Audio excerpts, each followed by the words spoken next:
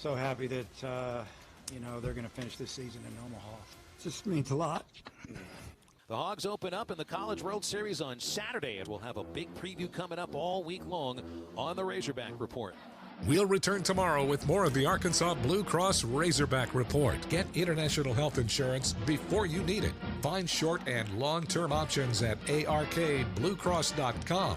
And take good care, Arkansas.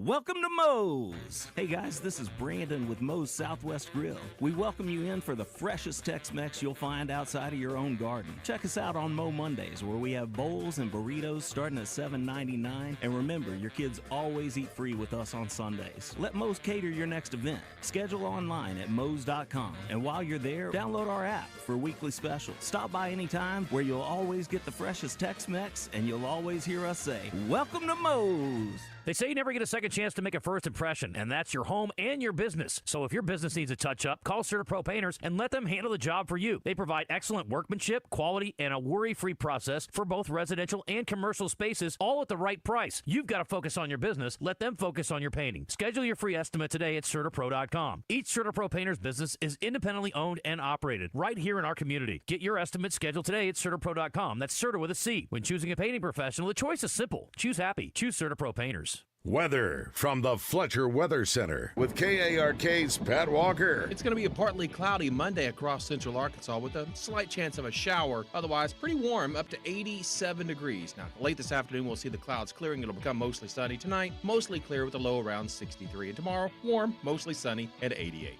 For the Buzz Radio Network, I'm meteorologist Pat Walker. Fletcher Dodge wants to buy your car. We'll buy any make or model, and we'll pay you more than anyone else. Please, turn your old car into cash at Fletcher Dodge in Sherwood. The games are on, the food's delicious, and here you are always part of the team. Welcome to Walk On Sports Bistro, where every day is game day. Whether it's a post-win celebration, drinks after work, or taking the fam for some made-from-scratch favorites. Walk-Ons is your go-to for good times, craft beer, and cocktails, and bold flavors for fans of all ages, from melty mozzarella logs to Hall of Fame level burgers. Stop by today or order online in the app. Walk On Sports Bistro. Game on. Catch us if you can at Southland Casino Hotel and win your share of up to $1.8 million in free play and prizes. Join us for drawings every Saturday in May, June, and July. Each month, over 900 winners will take home free play or drive off in a new car or motorcycle. Be there for all 6 grand finale drawings and try to catch us if you can. Only at Southland Casino Hotel. Must be 21 plus. Play responsibly. For help quitting, call 800-522-4700. Here's another Whataburger DM. Miranda says, it's 2023 and still no Pico Burger. How do we get y'all to pick it back up? Miranda, we totally thought we responded to this. We know it's been a minute or two, but good news, the Pico de Gallo burger is back up. Yep, the 2 fresh beef patties covered with crisp Pico de Gallo, 2 slices of pepper jack and creamy cilantro lime sauce you love is back. And it's all thanks to you. The Pico de Gallo burger is back for a limited time. What a burger! At Ortho Arkansas, sports medicine isn't just for athletes. It's for anyone who wants to stay active and pain-free. Shoulder pain from your glory days, knee pain from chasing grandkids, they treat it all. And if you need care fast, skip the ER, visit their orthopedic urgent care. No appointment needed, just expert care for breaks, sprains, and everyday pains. Get back to doing what you love with Ortho Arkansas by your side. Learn more at orthoarkansas.com. Live from the Gwatney Chevrolet studio, this is Out of Bounds with Wes Moore and Joe Franklin on 103.7 The Buzz.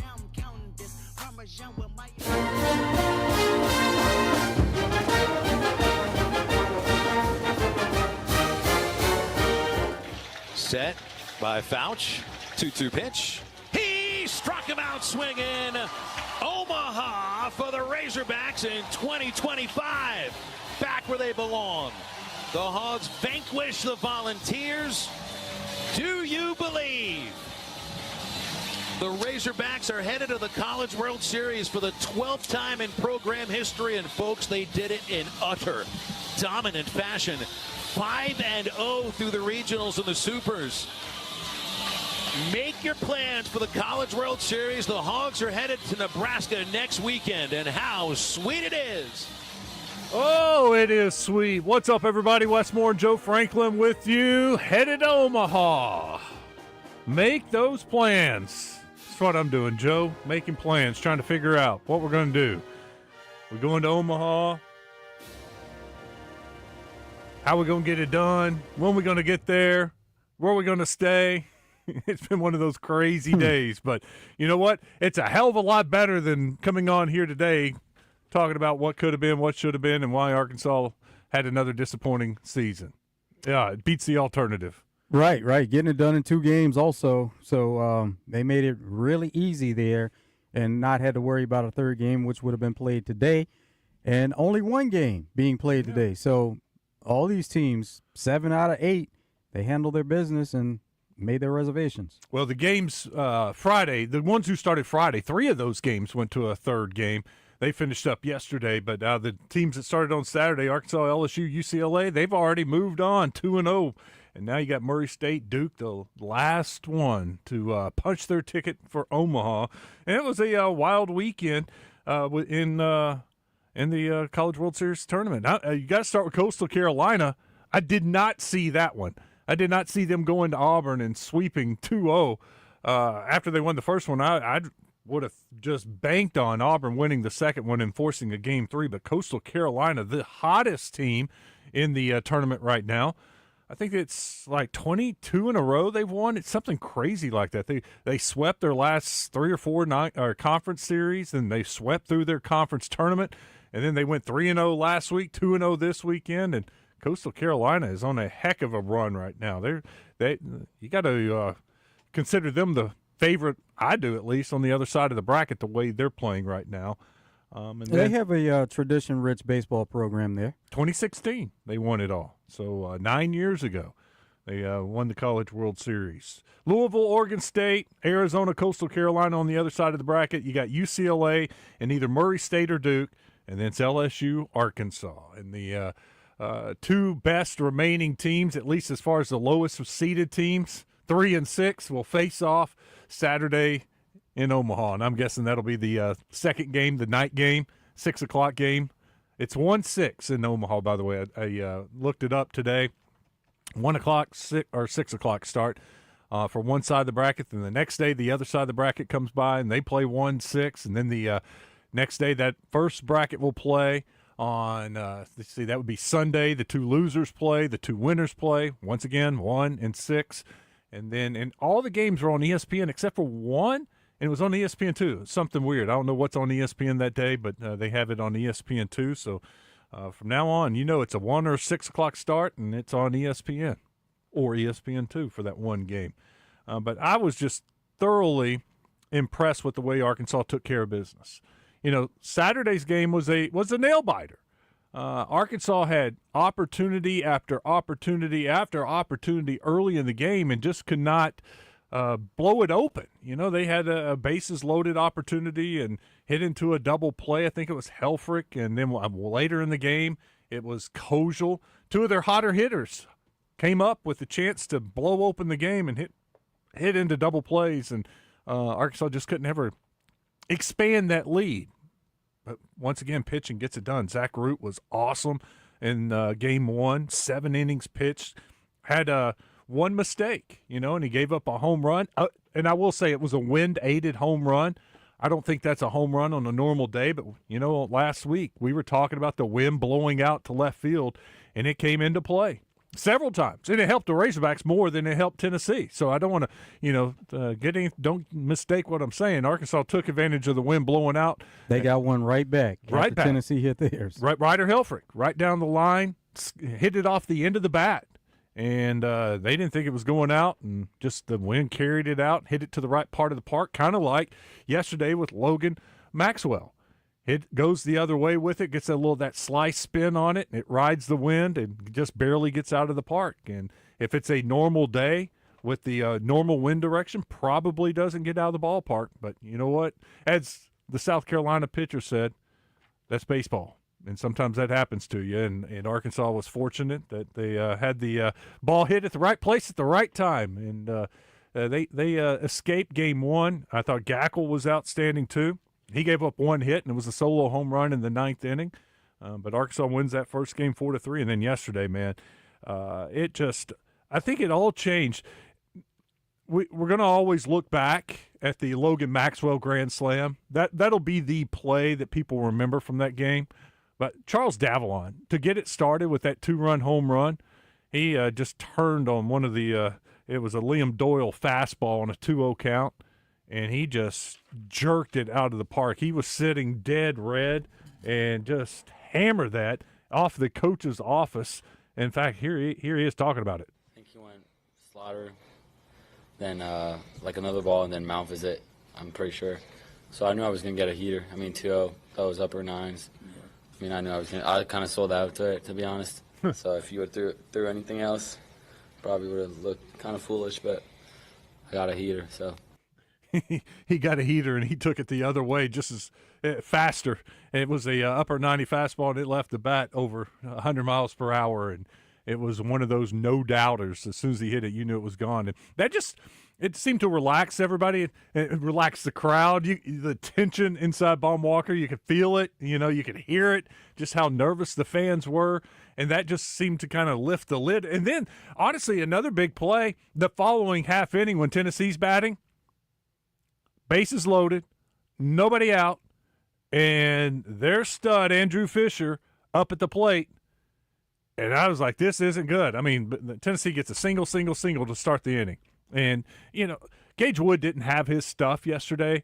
He had some control issues. Seemed like he was always behind in the count, just not that same dominating day. And all you have to do is look at the strikeouts for Gage Wood.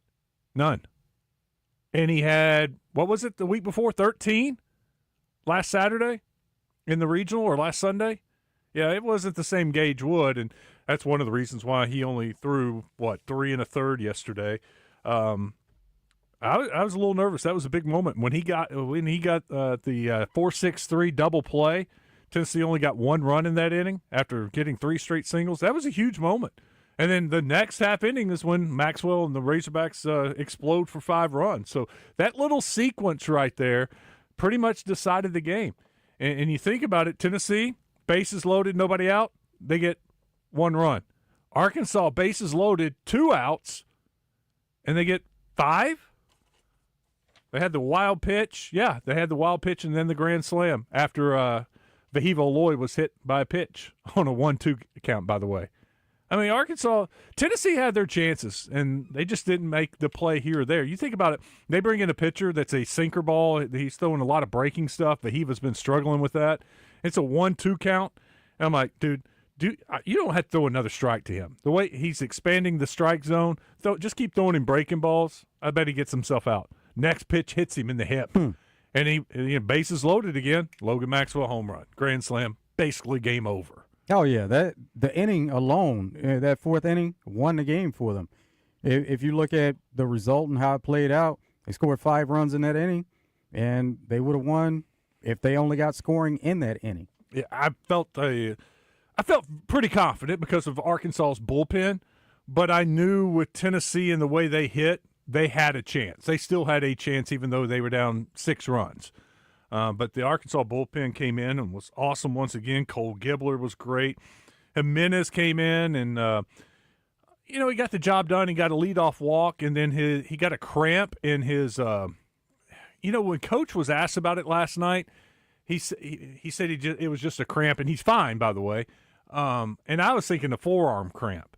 But he motioned to his upper chest, like right below your shoulder and upper part of your chest. So I thought that was just kind of weird, but they said it was just a cramp and he was fine and no concern for Jimenez. So That's good news. I know that was anytime you have a pitcher leave the mound with the trainer, the worst thoughts go through your head.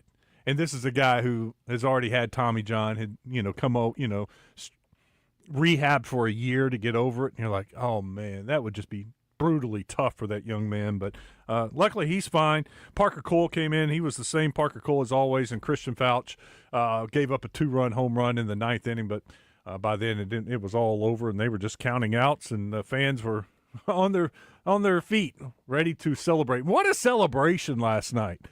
I thought that was so cool how Vahiva Aloy, on his own basically, had the super regional trophy and walked towards the stands and then just walked into the stands. And then he just kept walking.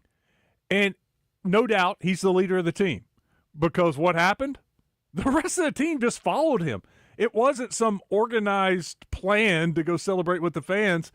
Vahiva just took off walking, and everybody just started following him. And it turned into something that no one was expecting. It's unique, too. Very unique. I mean, unique in team sports for the most part. You see individual sports, they do things like that where they go to meet their team, they go to meet their family, and their family is sitting amongst everyone else. Coco Gauff did that this weekend. So you see it in individual sports, but team sports, it's definitely unique. I've seen the Razorback basketball team. They'll walk up into like the student section and wrap arms and sing the song at the end of the game, and Musselman used to go up in there. So I've seen something like that. But to walk up in the stands, high-five everyone, then he started on the first baseline and then just started walking down the concourse, all the way to the concourse, home plate, third base line, down the outfield, and then they just kept going. Walked through the outfield, and then they get over to Lake DeBryan, and they start chanting for Steel Leaves. I don't know what was behind it, if he had said that he was going to jump in the pond or what, and they started chanting his name, and here he comes, and Steel Leaves out of Lone Oak dives into the pond. And he came out a muddy mess. And I heard some of the players, oh, you're in trouble now. Oh, so-and-so, I can't remember the equipment manager. He's going to be mad at you. Well, the equipment manager tweeted out a picture last night. One wash. All it took was one wash. And Steel Leaves' uniform was back to being normal. So I think Steel Leaves is fine. He's not in the doghouse with the equipment manager. And then they just stuck around, took pictures, signed autographs. It was just that was a great moment. All these years of covering, two things happened. All these years of covering the Razorbacks. Never seen them do that, walk through the concourse celebrating with the fans. And I've never seen Coach Van Horn get choked up. And I just thought that said a lot about this team. The pressure of getting to Omaha, the failures of the last two seasons, losing regionals at home, the expectations, feeding the monster, just the relief that he must have been feeling to get this done. And he even said, it's not about me, it's about these players. He wanted them, after everything they've done, to be able to celebrate and go to Omaha. And I just thought that was pretty cool. Here it is. I'm sure you've heard it, but it's worth hearing again. They're going to finish this season in Omaha. I don't know.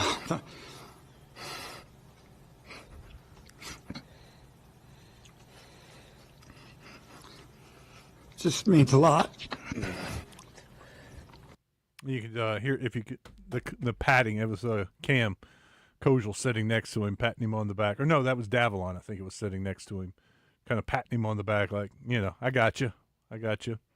But I saw that. I was taken aback. I just haven't seen that kind of emotion. And he's so stoic and reserved with his emotions for him to let that out. And he wasn't trying, he didn't want it out. Have you seen it? I mean, he took his cap off and put it in front of his face to, so people couldn't see. It's been a few years. They were on a run for a while where they were going to College World Series every year. So now it's been a few years, and we know how forever changing these rosters are year in and year out. And he felt good, and the coaching staff, people outside, fans, they felt that this was a really good team. And he even said as much, that thinking about what was ahead of them, if they wouldn't have made it to this point, it would have been a big-time failure, would have been one of the best teams that he's seen that didn't accomplish something, but now they have accomplished something in the fact that they have made it to a College World Series. And when you do that, you win a regional, you win a super regional, and there is an award for that. And so he did even bring out recognition to the fact that they have won a trophy by winning a super regional, which a lot of people take for granted. Making it to the College World Series is hard to get there. You're one of the last 8 standing teams, but also you accomplish winning that super regional and you got a trophy. Now you're going for another trophy. Here is Coach. These guys have fun. They get along. You know, they're fun to coach. They're fun to be around. I mean, they got some personality, and you know, Aloy, who doesn't talk a whole lot, next thing you know is he's leading the train up through the stands. So I don't know. I mean, that's what that's what you get. And it would have been hard for me. This good a team didn't get to Omaha without winning a championship somewhere. They didn't win a trophy. They didn't get a ring. They didn't get the SEC championship. They didn't get the tournament championship. I mean, if we'd have lost this series, it would have been like, that's the best team that didn't do anything here. And now it's one of the best teams that's ever come through here. You never know how it's going to go from here, but they're down to the final 8, and you know, that's a championship to me. You get to Omaha, that's big. Huge. But the work's not done. Did you notice no hog pile after the game? I think a lot had to do with the circumstance. Do it in 2. Do it in a blowout fashion. No drama. Although, I think it was Kojal looked at Maxwell and said, because someone asked, no hog pile? Was that kind of planned or was that organic? And Kojal said, Maxwell and me, we wanted to hog pile. We were running in like, let's go. Let's do the dog pile. And he said, then everybody just started walking away and forming a line. So we just got in line. So I guess it was no one there in the press conference after the game said that it was a planned thing. It was just just organic. That's just the way it went. They went out there and kind of celebrated and high fives and then got in the line and started doing their normal routine afterwards. I did notice last night LSU did the same thing. No dog pile. Just went out there, shook hands, and moving on. Bigger fish to fry for those guys. Let's go to the D3 Auto Sales text line. Look, we're going to have plenty of time for y'all to call in today.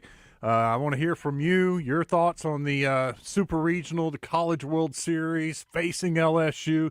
So much to hit on this weekend recap brought to you by Fleet Management Services. We got Matt Jones at 2:10 after the Razor Hog update, and Josh is going to call in. Josh Neighbors spent the weekend up in Fayetteville and kind of complete his coverage with a call in here in a few minutes.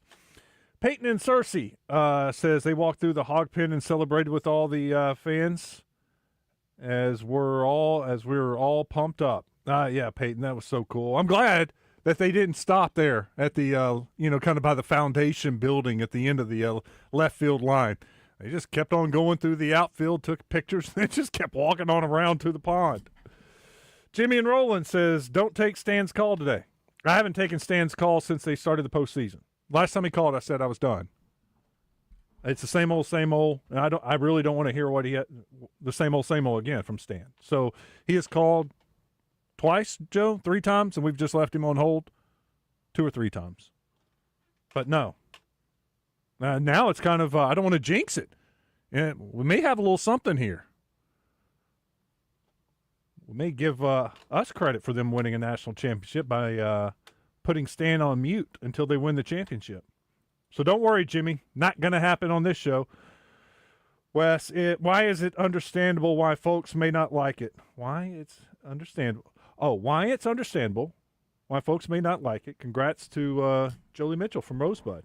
Arkansas hitting multiple home runs in the Women's College World Series, is now a national champion. Didn't realize she's been there for a while, too. She was a grad this year. So, yeah, that's big time. And this is something they've been striving for a while. They've been to College World Series 8 times, and here recently they've been quite a bit. Finally broke through. Yeah, that was pretty cool. Good for her. Chico in Pine Bluff says, let's take the optimism to Omaha, Wes. Well, yes, we should be optimistic. 5-0 through the postseason, just rolling right now. Knock off Tennessee like that. I thought it was so great because Saturday they just kept talking about Liam Doyle. They got to face the pitcher of the year, Liam Doyle. And I'm like, guys, y'all do realize Arkansas hit him and roughed him up pretty good last time, right? Liam Doyle this, Liam Doyle, and they roughed him up again and knocked him out of the game early. Hogs are back, says the 940. Yes, they are. Ron in Pine Bluff.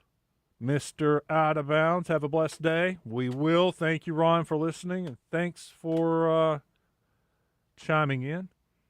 870 says, why don't we see a lot of brushback pitches in college baseball like we do in the pros after dudes run their mouths?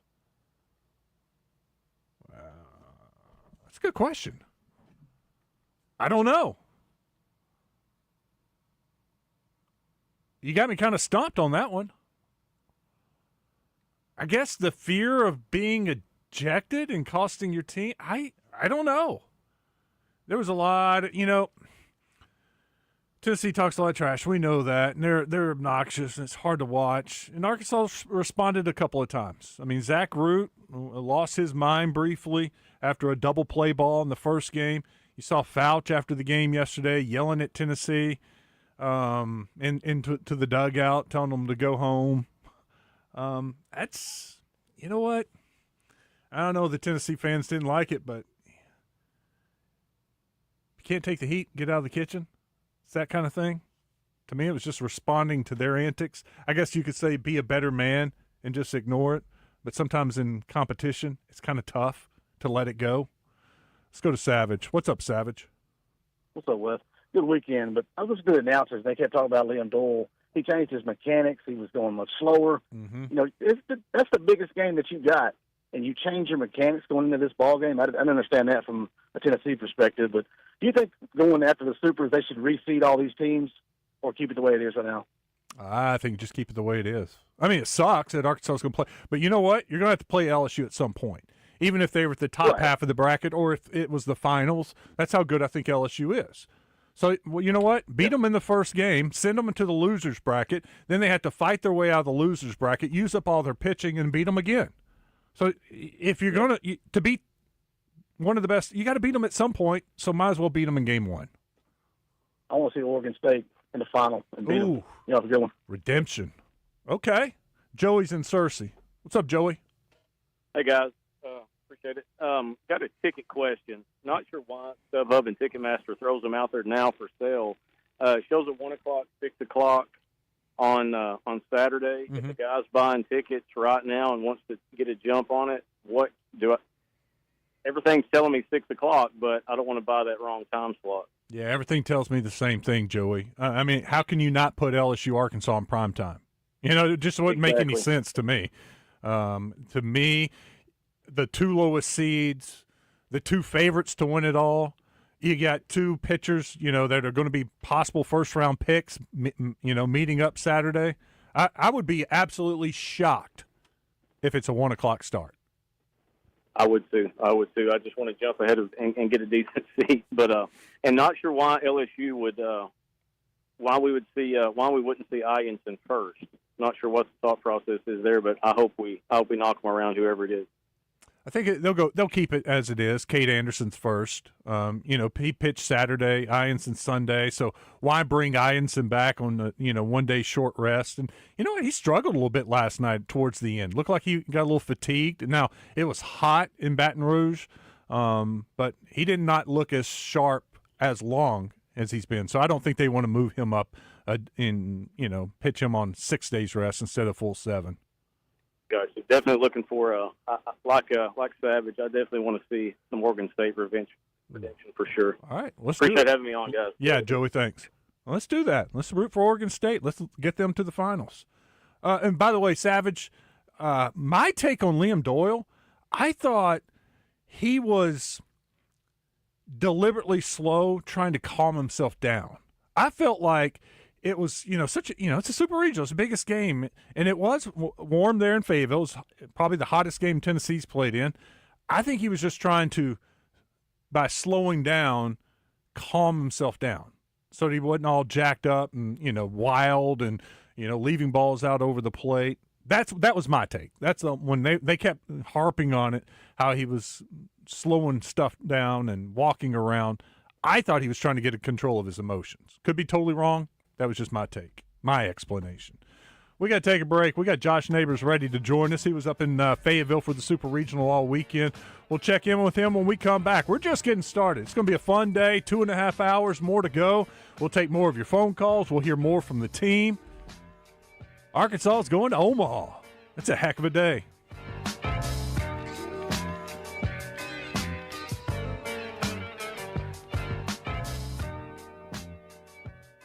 Ortho Arkansas presents Razorback infielder Cam Koschel when he joins Morning Mayhem each Monday on 103.7 The Buzz. Ortho Arkansas, Ortho for all.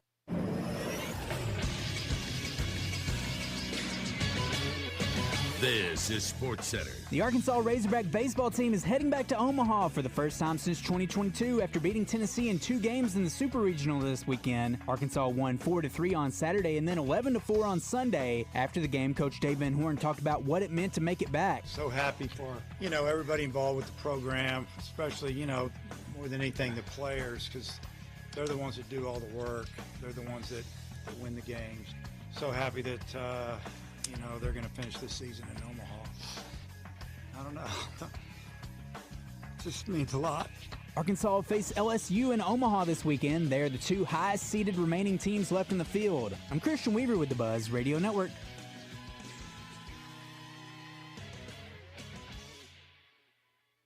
Hello, folks. It's Frank Fletcher from Fletcher Dodge here in Sherwood. Our employee pricing program was such a big hit for May. We're going to do it again in June. We had a fantastic month, and you really responded. Remember, employee pricing simply means you pay what we pay. Everybody qualifies for employee pricing. Folks, there is no gimmicks, no hoops. You pay what we pay. Only Fletcher Dodge has the discounts in addition to employee pricing of up to $14,000 and finance rates as low as 1.9% for 72 months. Got some other great deals. New Jeep Wranglers, $7,000 off. New Jeep Compasses for only $379 a month with no money down. Don't worry about your credit. Go to FletcherCredit.com and get pre-approved in minutes right on the internet. FletcherCredit.com. At Fletcher Dodge, we're always going to give you the best price and the lowest finance rates. Come see us in person at Fletcher Dodge on Warden Road or shop us online at FletcherDeals.com. Tune in every Friday morning to hear Danny West from Hogsports.com on Morning Mayhem. Brought to you by HJ Trailer Sales. They've got truck beds and utility trailers for every type of job and a service facility for maintenance and repair. Local folks with great products. Visit them online at hjtrailersales.com or in person at 808 Albert Pike in Hot Springs. Injured? There's only one number you need to know. 888-8888. At Rainwater Holton Sexton, no case is too big and no insurance company too strong. Just dial 888-8888. Responsible attorneys Michael Rainwater and Bob Sexton. Rainy days are great, unless your gutters can't keep up. Don't let clogged, leaky, or missing gutters cause damage to your home. Talk to the folks at Whit Davis Lumber Plus. Not only do they sell gutters, they install them as well. Seamless, custom-fit gutters that are built to last and keep the water where it belongs, away from your home. Call Whit Davis today for a free estimate and let the Plus be the service you can count on. This is Justin Acree with some exciting news. UAMS Ortho Now is now open at the Orthopedic and Spine Hospital at UAMS Health. If you have an orthopedic injury, sports, work, or anything else, walk in and get the best in orthopedic care. No appointment needed. Ortho Now is open Monday through Friday, 8 a.m. to 8 p.m., and Saturday, 8 a.m. to noon. Conveniently located at the Orthopedic and Spine Hospital at UAMS Health. For more information, call 501-686-TOSH. That's 501-686-8674. We all plan to be on time, but fender benders, damaged windshields, and slick roads quickly disrupt those plans. At Shelter Insurance, our agents help design personal protection plans that work for you and help keep you on track. Shelter Insurance. We're your shield. We're your shelter. See Shelter agents Justin Sollers, Dan Cook, or Brian Kress in North Little Rock today. Join the Zone Wednesday at Bell & Sword in Conway, where they have everything for dad. Maui Jim sunglasses, cufflinks, wallets, colognes, and Arkansas's widest selection of belts, shoes, bags, and accessories. The Zone Wednesday at Bell & Sword. Check them out on Facebook and Instagram. Out of Bounds, live from the Gwatney Chevrolet studio.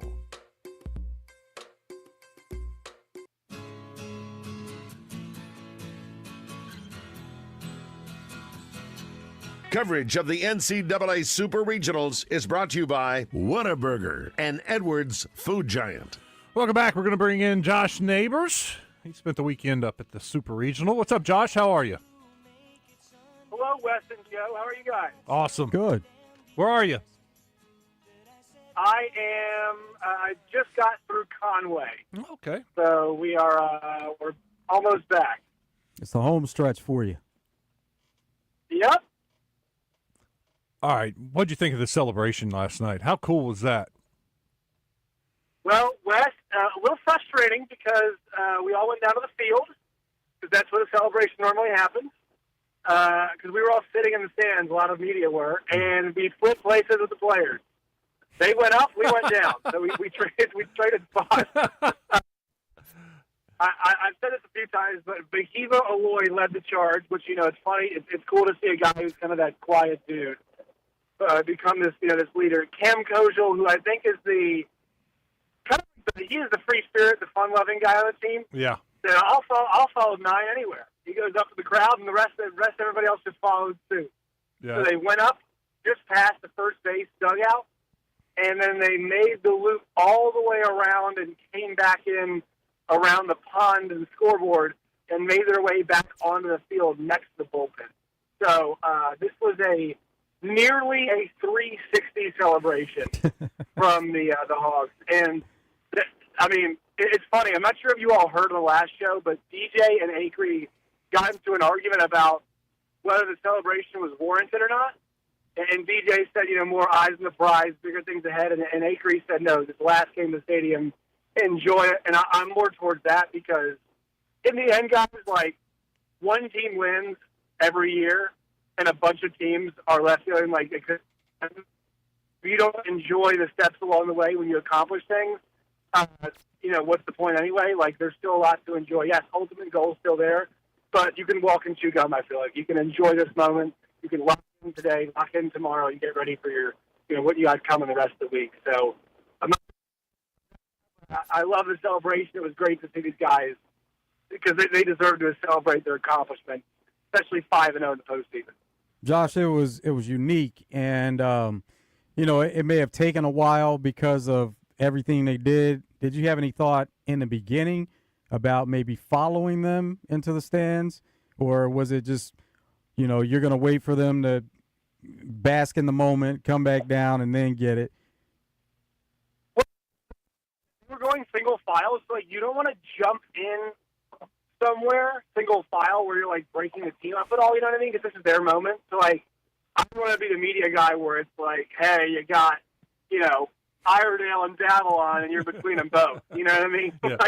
You want to let those guys be together. So we were on the warning track trying just to track where they would be, and maybe if there's an angle to get back in the stands and get a look. But it's cool to watch them from the field go concourse, call the Hogs, right field concourse, call the Hogs, outfield, take some pictures out there, and then we all ran out the bullpen door and watched them make the turn. They had to come single file around the pond next to the rocks, back in around a gate. So, they went out single file, they came back in single file, which I thought was pretty cool to watch them make the rounds and everything. But, yeah, the couple that went back out to the outside, and 4 or 5 of them, the Aloy brothers, Cam Kojal, JTJ, and somebody else, all went together back out there and took a picture with the trophy. And, that was awesome.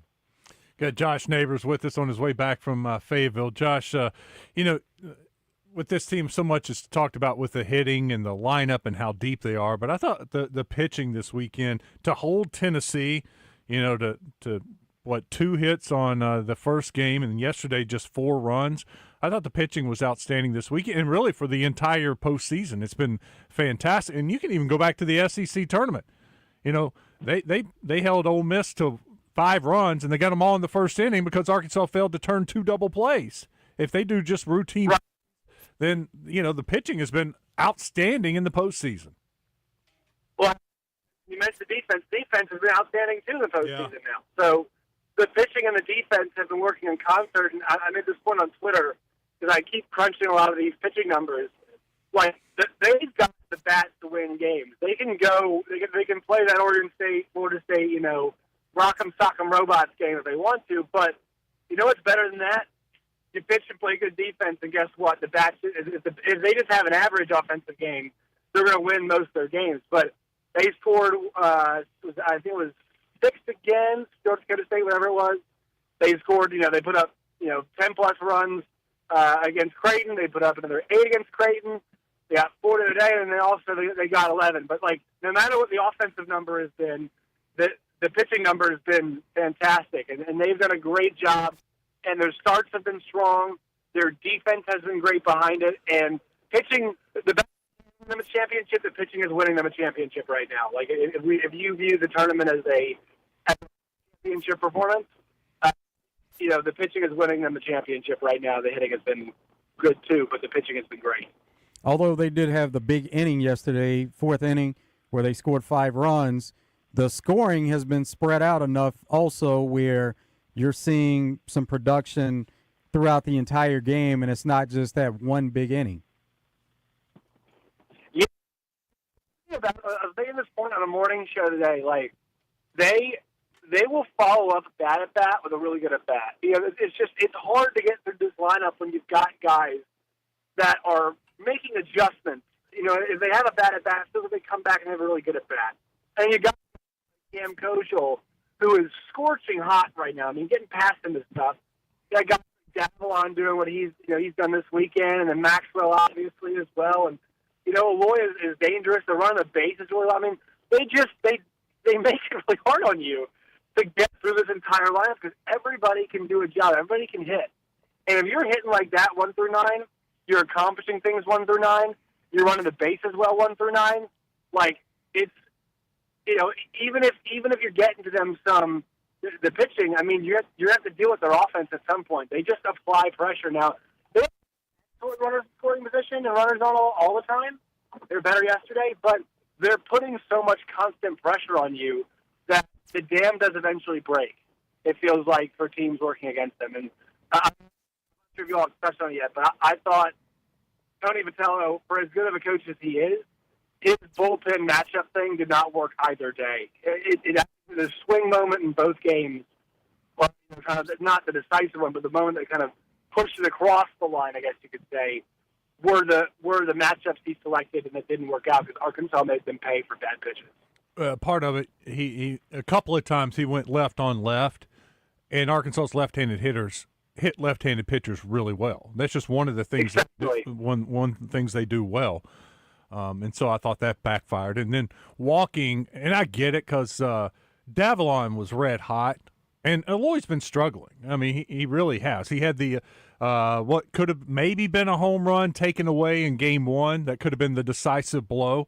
The Tennessee right fielder made a really good play. But besides that, to me, he's just pulling off the ball. He's trying to jerk everything out to left field. I thought I understand the move to go ahead and walk Davalon and load the bases, but that backfired on him when you get the wild pitch and then the hit batter, and then next thing you know, it's a grand slam. Yeah, I didn't like it. I didn't like pulling your golden spike. I know Doyle pitched a day earlier. I know he's at 72, but man, if you're gonna put a guy on first there, I would have let Doyle go after Aloy again. Yep. Because they had one pitch, and then I think the goal there was to throw in on Aloy, not to give him something to hit, and maybe he'd miss or make a mistake or whatever. But he still saw the ball well enough at that at bat, and he just flunked it. It's like, oh, this is really snowballing on you. You had the wild pitch, all right, and then you get the base available. Well, you gave it up again, and then you make a pitching change, and then you pay for it again. Mm-hmm. So I thought, all in all, it was not. But that's Arkansas though. They make you pay for mistakes, and they have not been making hardly any mistakes. And that sequence really did. And once again, I like Tony Vitello. I think he's an incredibly smart coach. I just think that matchup, that situation, it kind of was a microcosm of the whole weekend. Tennessee is this jacket deep, power pitching team, but they're not as good in the margins. And Arkansas basically scratched, Arkansas beat them in every margin, I thought. What I like too about this team, there have been teams in the past where you can go get you something to drink and you might miss an at bat here or there. With this team, so and so's up. I can't leave right now. Oh, he's next. I got to. It's just one right after another of guys that are capable of doing something special at any moment. Yeah, I think with Cam Kojal, it feels like he's leading off innings a lot or close to lead off. You're basically guaranteed to get somebody on. And then he wants to run as well too, and so he wants to play. And David Van Horn talks about him yesterday. Just a throwback, gritty player, maybe not doesn't have the physical tools that a Vahiva Aloy has, but how about effective? He's just effective. And then once he's on, the back part of the lineup is able to put some pressure on you. The other guys they've got back there, and so it's almost like they've got two sets of lineups. Like a lot of teams would kill to have guys like Iredale or Kojal, like we mentioned, or even the speed of Justin Thomas Jr. at the top of their order. Arkansas's got that in the back part of the order. Yeah. So even Kahio Aloy, they've got that in the back part, and that's why you're so right, Wes. Like you're not blank goes deep. You're not shocked if blank beats out a ball or hits a double. Buries double, hits triple. Like you're not shocked at all. These guys make special offensive plays because they've been doing it all year. Over the weekend, the odds have changed, and Arkansas is now the favorite to win the College World Series. Last week it was LSU. Now it's Arkansas at plus 200 on Bet Saracen. Do you feel like they're the favorite to win it all?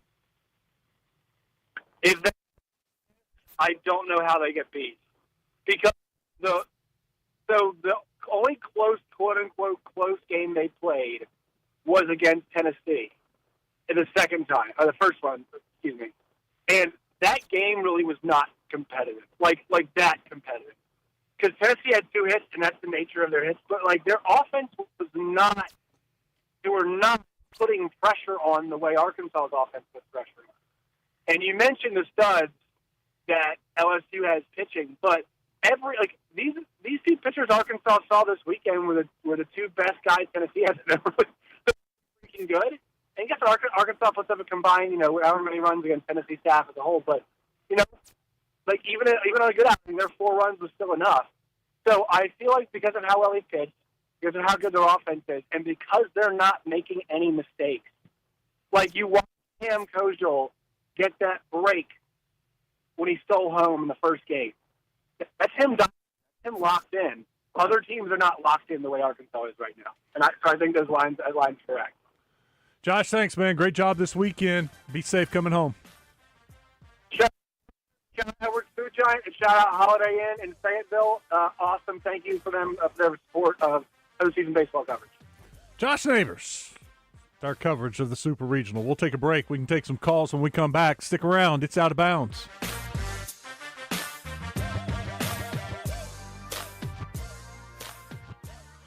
This is Pat Bradley, and you've heard it before on The Buzz, how Alcoa Community Federal Credit Union is helping members step into the future with their summer auto loan special. Ultra low rates as low as 1.99%, 84 months financing and no payments for 90 days. Offer valid on new, used, or refinance 23, 24, and 25 models. Deals like this don't last forever. Apply online at alcoacommunityfcu.org and drive into the future with Alcoa Community Federal Credit Union, serving 15 counties across central Arkansas. Willie D's Rock and Roll Piano Bar open every Tuesday, Thursday, Friday, and Saturday. Cold drinks and dueling pianos. Deep Nightclub downstairs hosts karaoke on Tuesdays and DJ spin on Friday and Saturday nights. Visit WillieD'sPianoBar.com. This is the Pigskin Preacher, bringing you the word. American hero Harry Stewart Jr. served the cause of freedom as one of the Tuskegee Airmen. He flew 43 missions in 1944 and 45, taking on German Luftwaffe fighters. He was awarded the Distinguished Flying Cross, cited for having gallantly engaged, fought, and defeated the enemy, with no regard for his personal safety. Stewart's life, which stretched out to 100 years, reminds us that heroes come in all shapes, sizes, and colors. You've got to try Double B's Bean to Cup coffee. You select your favorite roast, and the machine goes to work and makes it just the way you like it. Incredible. Doublebees. It's where you gas it, grab it, and go for coffee. That's Doublebees. On Friday, April 11th of this year, I finished my first year driving a GV70 from Genesis of Conway. So, what's the big deal? It's this. It's the Craig O'Neill Anniversary Sale at Genesis of Conway. To celebrate 1 year of driving the 2024 GV70, you're invited to come in and learn how you can get a 2025 for as low as $497 a month. Yes, $497 a month. Genesis of Conway, the future of luxury today. We all know how busy our lives can be these days and how important our time and convenience is as well. And Edwards Food Giant knows that too. So that's why they're inviting you to take advantage of their Heat and Eat meal solution items in their deli department. Delicious Edwards Food Giant signature dishes along with a wide choice of entrees and sides, all ready for you to pick up and take home to serve your family tonight. The Heat and Eat meal solution is now at your favorite Central Arkansas Edwards Food Giant deli. This week's special is chicken pot pie for only $7.49 per pound with twice baked potatoes for $4.99 per pound. Have questions about retirement, investments, or your money? Call our financial hotline. Dial 501-381-5228 and leave a voicemail with your specific financial question, and our experts will answer it on the Get Ready for the Future show Saturday mornings at 10 a.m. Get your financial questions answered by the pros. 501-381-5228. Call now. Securities offered through LPL Financial, member FINRA SIPC. Investment advice offered through Independent Advisor Alliance. Independent Advisor Alliance and Genwealth Financial Advisors are separate entities from LPL Financial. This is Thomas Blackman of Blackman Auctions. A well-advertised auction is the fastest, most effective, most efficient, economical method to get the highest market value for your asset. Whether it is real estate or a piece of equipment, an auction is the best option. Say it with me again. A well-advertised auction is the fastest, most effective, most efficient, economical method to get the highest market value for your asset. For 86 years, Blackman has made auctions the best solution for selling your hard-earned property. Since 1938, better auctions are Blackman Auctions. Coming to the Arkansas Museum of Fine Arts, the Long View provides an innovative look at the interaction between humans and the natural environment over time, revealing the wonders of our landscape. Our humans, David Basil and Roger Scott, will be broadcasting live on Wednesday to bring you a preview of this exhibit. Out of Bounds on 103.7 The Buzz, live from the Gwatney Chevrolet studio. Gwatney Chevrolet, driving, trust every mile. Wait a minute, this love started off so tender, so sweet. But now she got me smoking out the window. Back at it as we finish the first hour. 661-1037 if you want to join us. Same number to text. In fact, we got a couple of texts on the D3 Auto Sales text line. Get to those. 501 says, over the moon about getting to Omaha. I know we are the favorite, but do y'all have concerns that most of our scoring has been based on the home run and Omaha is larger? And that's where long balls go to die as flyouts. A little concern. I mean, because like the two big home runs Arkansas had over the weekend would not have been home runs. It'd probably be caught or could be doubles. But Arkansas has been doing a pretty good job of scoring in other ways. I mean, Kahil Aloy had the big hit up the middle past the pitcher. You had a couple of wild pitches. Arkansas has been doing a little more small ball. When you can hit, you can hit. And I think some of those home runs will be doubles, and now you'll just have to get another base hit. But, yeah, there's some concern, no doubt. But I think this team's good enough. Hey, it also works for the Razorback pitchers. Don't forget that. That'll help the pitching staff. Please help me understand, if the money was already there in college, why are they asking for public money? I thought there was name, image, and likeness brought the money in already. You always need more. And universities having to cut stuff, slash budgets, try to come up with that $20 million that they're going to pay the players. But that's going to go mainly for football, basketball, and some baseball. They're asking for more money so that they can pay softball and women's basketball and golf and give those athletes NIL money too. And let's be honest, you think Georgia and Alabama and A&M are going to stop with just the school paying their football players to get them to come there? No. They're going to have their own stash collectives and NIL things to pay the players to come there. Oh, yeah. Yeah, they're going to get additional money. This is actually additional money. This is money coming directly from schools, and now they'll still have what was already in place. It's not as if they're going to change that. take away their marketing opportunities, because that number that was thrown out there for Cooper Flagg, that came from 2 advertising deals that he had, and he had more than 2. Let's go to Jeff. He's in Heber. What's up, Jeff? Hey, what about them Omahaws, Wes? Yes, sir. Today is a great day.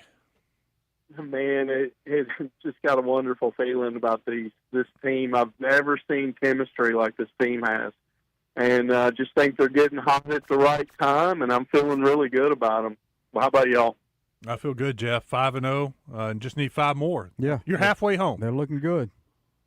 Hey, one question. On Saturday when Root was pitching, you mentioned how he lost his mind there in a minute. Did you notice when he felt that he was getting a strike and he wasn't, his body language, and he started getting emotional? I thought they would pull him in. I did too. But they left him, and he played 2 strong innings. I mean, that just shows how much they know. Yeah. So, anyways, great show. Go Hogs. Man, what a feeling. See ya. See you, Jeff. Yeah, I saw the same thing. I saw it with Gage yesterday too. Need them to. But you know, they pitch with emotions. They play with emotion over the weekend. It worked. Maybe I'm old school. I don't want them to show any emotion out there on a blown call or disappointed call. But he's exactly right. He fought through it. Gave them 2 more good innings. All right, coming up next, we got the Razor Hog update. We'll play more sound from Coach Van Horn, Cam Kojal, and the rest of the team. And then Matt Jones, Whole Hog Sports, will join us. It's Out of Bounds. Welcome to Moe's. Hey guys, this is Brandon with Moe's Southwest Grill. We welcome you in for the freshest Tex-Mex you'll find outside of your own garden. Check us out on Moe Mondays, where we have bowls and burritos starting at $7.99. And remember, your kids always eat free with us on Sundays. Let Moe's cater your next event. Schedule online at Moe's.com. And while you're there, download our app for weekly specials. Stop by anytime, where you'll always get the freshest Tex-Mex, and you'll always hear us say, "Welcome to Moe's." If you don't already have the Bet Saracen Sports Wager app, download it today from the app stores or go to BetSaracen.com. Bet Saracen is Arkansas's favorite sports betting app. This is Chris Roberts with Southern Bank. We see people seizing opportunities, building communities, and achieving their dreams right in their hometowns. That's why we provide services, resources, and tools that help you accomplish what you want, where you want. Whether you're starting out, starting over, or starting something new, we have account options designed to work for you and your goals. At Southern Bank, we know where you're coming from because we're from here too. To start your relationship with Southern Bank, visit one of our local branches or online at bankwithsouthern.com. Member FDIC. Why so serious? Sports talk and entertainment. Let's put a smile on that face. 1037 The Buzz. Buzz News with KARK's Claire Kreitz. Escaped inmate Grant Harden has been captured. Harden was taken into custody Friday, ending an almost 2-week-long manhunt. The Department of Corrections says it located Harden near Moccasin Creek around 3 Friday afternoon. The area is just over a mile away from the North Central Unit in Calico Rock, where Harden escaped. The specialized unit from the U.S. Border Patrol Tactical Unit helped officials locate him. Harden has been transferred to Varner Supermax Prison in Gould for the remainder of his sentence. Authorities say the convicted killer will be questioned about his escape and time on the run. The Small Business Administration is opening disaster loan outreach centers for those impacted by severe weather. One center will be open at the Dia City Hall today, and another will open in the Cave City Hall Conference Room. The Batesville Center is relocating to the Independence County Courthouse. Walk-ins are welcome, but you can still make an appointment online. This is Claire Kreitz for the Buzz Radio Network.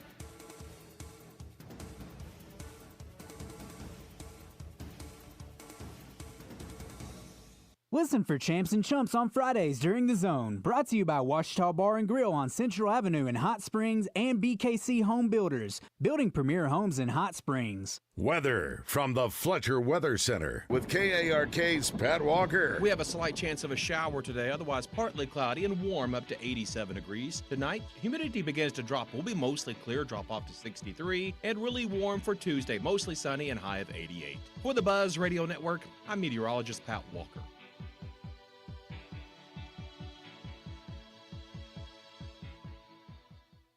Fletcher Dodge wants to buy your car. We'll buy any make or model, and we'll pay you more than anyone else. Please turn your old car into cash at Fletcher Dodge in Sherwood.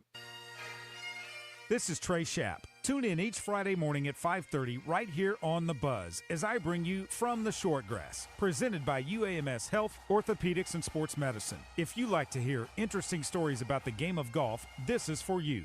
You can also find it wherever you get your podcasts.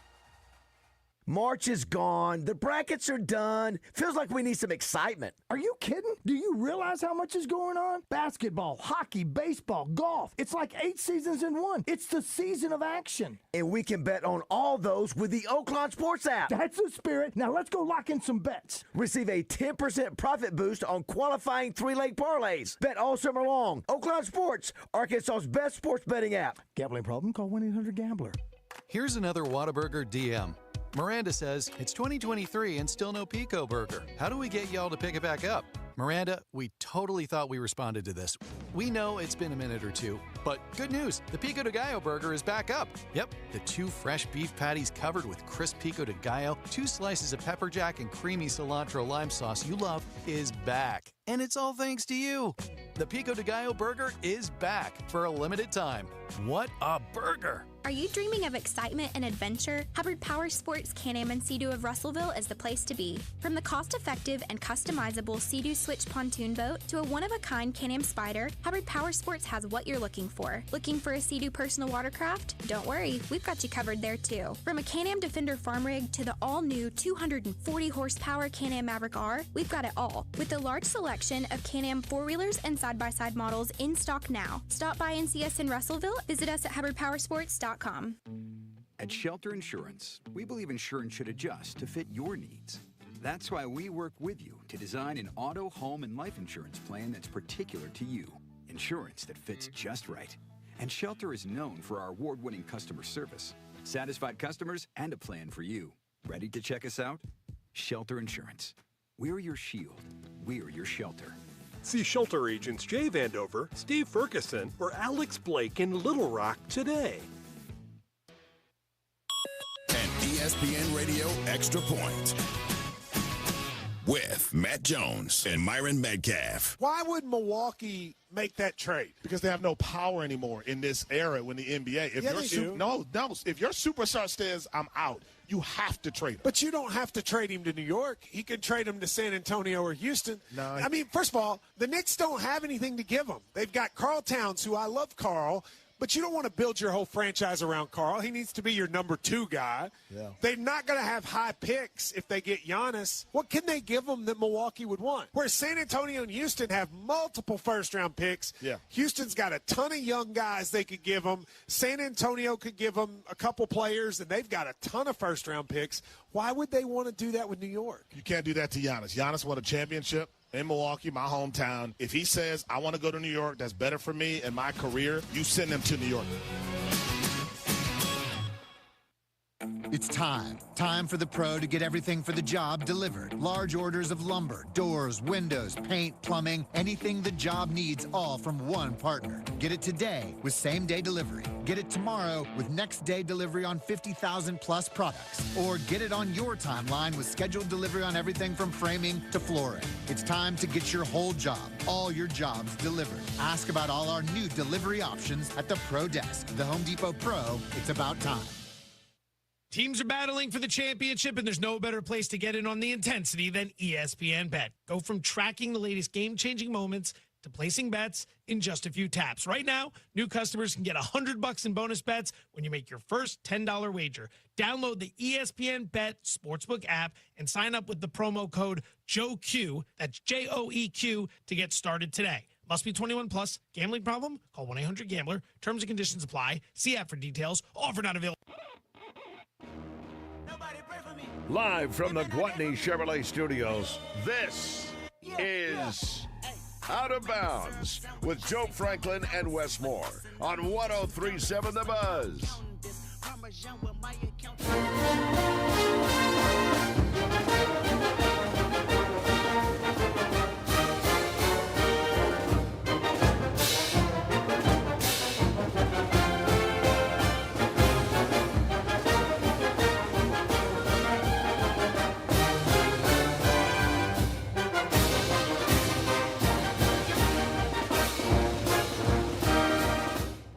All righty, heading to Omaha.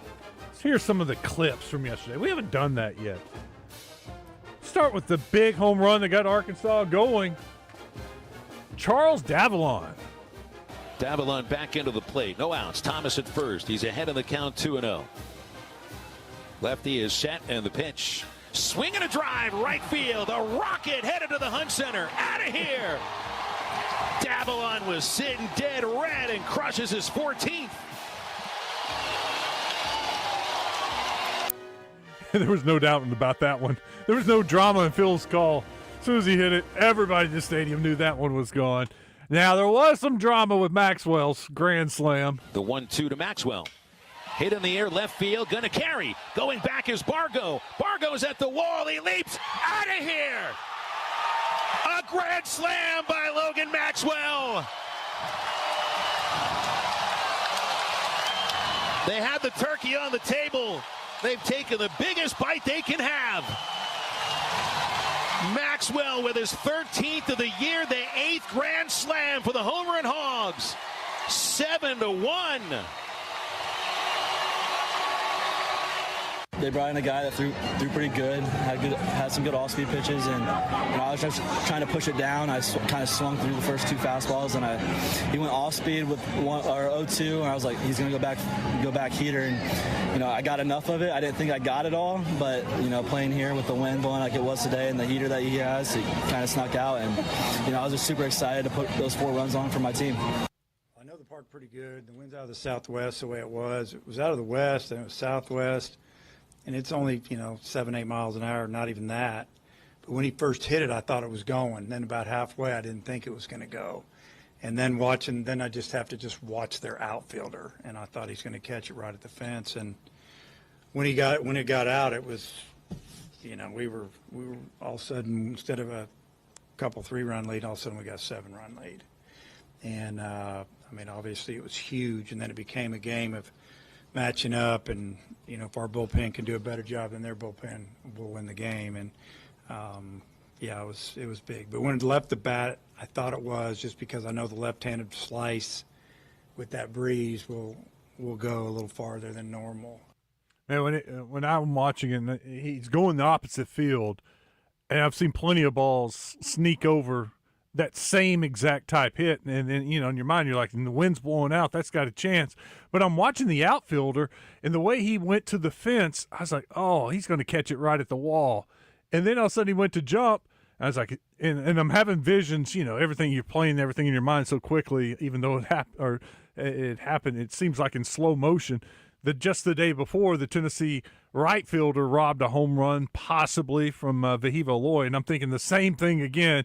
And when he jumps and kind of hits the fence and you see the ball in the bullpen, you're like, oh my, that was so huge. Such a big moment. Got a little luck. Got to have a little luck sometimes. The Razorbacks, as we mentioned, did not hog pile. That was organic also. Not planned. They just high-fived and handshakes. But Maxwell says, you know what? They got other things to do. No, I have a national championship in mind, but, the first step's going to Omaha, and the next one's winning Natty. That's right. Got first things first. Win the regional, check. Win the super regional, check. Now go to Omaha, beat LSU, check. And get ready for the next game. A couple other notes. I saw the football team got a couple of commitments today. Now my computer shut down. Richard Davenport on Twitter. He'll be joining us later in the week. Got a linebacker and another player. So got 2 commitments. Track and field coach was named the SEC Coach of the Year. They'll be going to Eugene, Oregon for the national championships later this week. So not just the Razorback baseball team trying to win the championship. Got the men and women's track teams trying to win a national championship. Let's bring in Matt Jones from WholeHogSports.com, Arkansas Democrat Gazette. What's up, Matt? How are you? I'm on my way to get a real ID, Wes. My fake ID that I've had for the last 8 years won't work anymore. I got to do that, too, at some point. But what do you get? You going to be flying to Omaha? Why the need? No. Well, what's funny is we've got a family vacation that's booked about 2 days after the last game in Omaha. So I fully expect to go up there and maybe be there for a couple of weeks. So I got to get this little loose end tied up now. Yeah, no, you better do it now. Let's start with Saturday's game in Zach Root. Man, it's got to make the Razorback fans feel even more confident when you see Zach now with a couple of back-to-back performances and look like a true ace, because you need a guy like that, to go against a Cade Anderson to get you off to a good start. Maybe they win that and they're in the championship series. You need a guy that can give you and take you deep into a game and put some zeros on the board.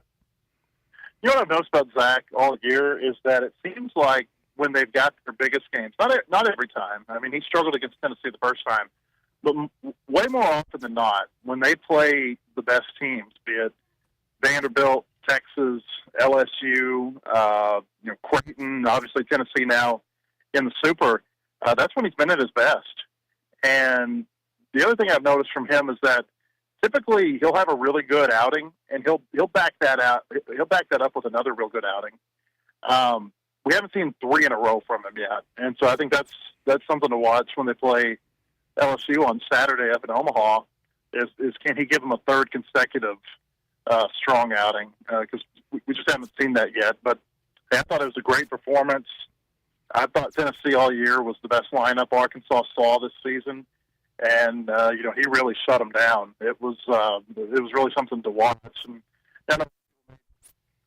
whatever they made about the interaction that he had with Andrew Fisher, Tennessee, they're kind of the bully, and they talk a lot, and sometimes to shut up a bully, you gotta stand up to him. And I thought that was a really powerful image, him standing up to Tennessee after getting that out in the 6th inning. It kind of showed them, hey, we're here to win this too. And from that point on, I don't think Tennessee ever led. Matt, what did you think about home runs over those 2 games and hitting in general? Yeah, I thought Logan Maxwell's grand slam yesterday was obviously, one of the big plays of the weekend. You're sitting there in the ballpark. It was as loud as I've heard it in bombs since Charlie Welch hit the home run to beat Nebraska in the 2021 regional. And I was kind of thinking about those 2 plays. And, when Charlie hit that home run to beat against Nebraska, it was in the 8th inning, gave him a 4-run lead. And it was like everybody knew in the ballpark at that point, hey, this is over. Arkansas's won this regional. And it kind of felt like the same thing yesterday when Maxwell hit the grand slam. It's 7-1, and you know what they've got left in their bullpen. It's like, this thing's over. Tennessee's not coming back from this type of deficit. Not today. I was really impressed with the home run Davelin hit too in the 3rd inning yesterday. It's just, and I thought from Arkansas's hitters throughout the weekend, I think they had a good scouting report. They were really prepared for some spots, where they knew what Tennessee's pitchers were going to throw. I mean, for instance, in the first game of the Super Regional, Tennessee had that inning where they went left, right, left, and against both the left-handed hitters, they got a first pitch single, and they knew what was coming. They had a good scouting report on Tennessee. So hitting it was just enough in Game 1, and I thought it was really good yesterday. Got Matt Jones with us, WholeHogSports.com. Matt, headed to Omaha, I mean, I don't know if I've ever been this confident in an Arkansas team. Is there a concern that you have with this team? Well, I don't think there's a concern you have with the team. I mean, they're going to play what I think is, the other best team there in the first game. And I think there's going to be a lot of conversation, and rightfully so this week, about whether or not the NCAA ought to reseed teams once they get to Omaha. I mean, the NFL does it. I think Major League Baseball does it. Why not make a bracket where you've got it to where your best teams could potentially play each other for a national championship? But, LSU's good. I've said for several weeks now, I remember, probably 4 or 5 weeks ago, you guys asked me who I thought the 2 best teams in the SEC were. And I said I thought the 2 best teams in the country were Arkansas and LSU. And nothing's changed my mind on that in the last few weeks. It's, I see a real completeness from LSU. They field the ball well. They've got a pretty deep lineup. They've got 2 starting pitchers. I mean, it's the best 1-2 starting punch that you'll find in the country. Their bullpen's not as deep as Arkansas's, but their first 3 or 4, I think you put them up against anybody. Like Chase Shores last night, closing out that game against West Virginia. You heard Ben McDonald talking on the broadcast. He said, "Hey, this guy could be in a major league, the back end of a major league bullpen if somebody wanted to put him there in September."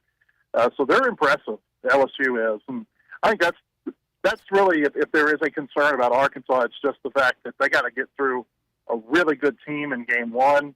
It's a little bit easier when you get to Omaha in that that 4-team double elimination pool, because you do get some off days. You can rest pitchers more than you can on a regional weekend. But that would be the big concern. It's just that they've got to play a really good team right off the bat.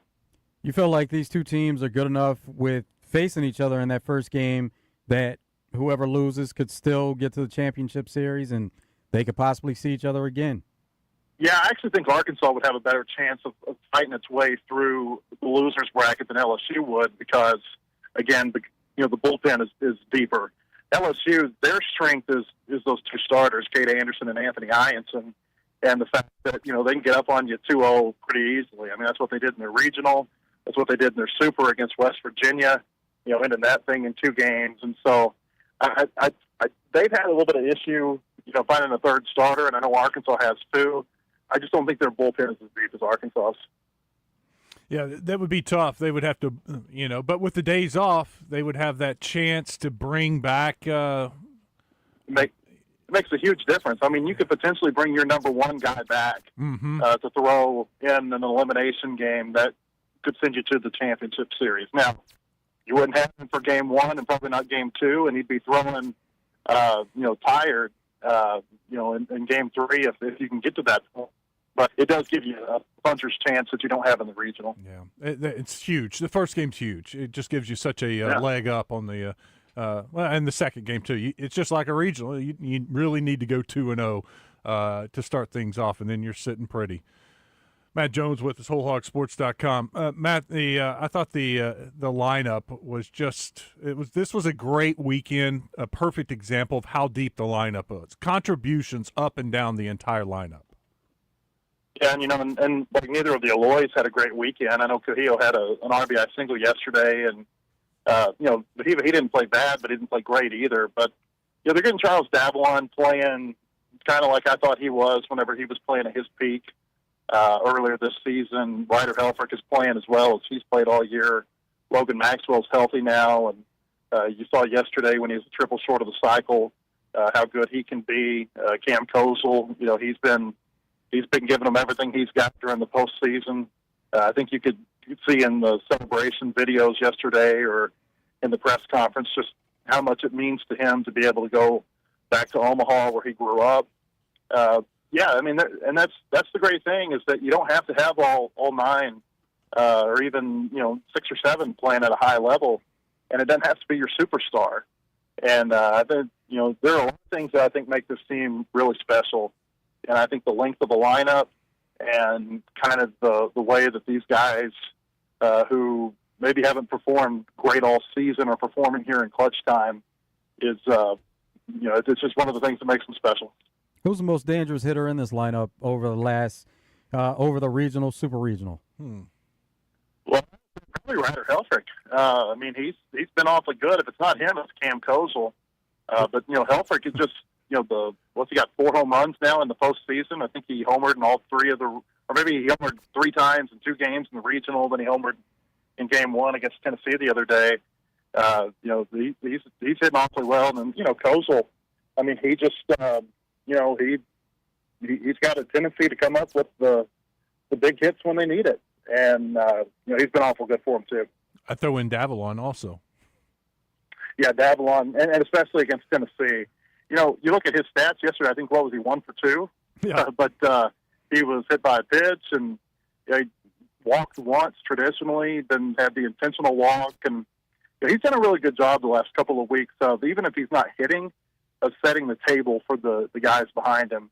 And, of course, most of these guys, if not all of them, they play really well defensively, and that's that gets overlooked sometimes. They've made one error, and you could argue that it wasn't an error in 5 postseason games. And they they just don't beat themselves. And, you could say that, they're kind of like a vacuum cleaner. Not a lot gets by them. And then even if something does get by them, they've really improved. When Nolan Souza went out earlier this year, I was kind of concerned about what their ability to turn a double play was going to look like. And for a couple of weeks, it was an issue. But since they put Kozel in there at second base, I think that their ability to turn the double play has gotten a lot better. And that was a big key yesterday. When Andrew Fisher, he was up with the bases loaded and nobody out.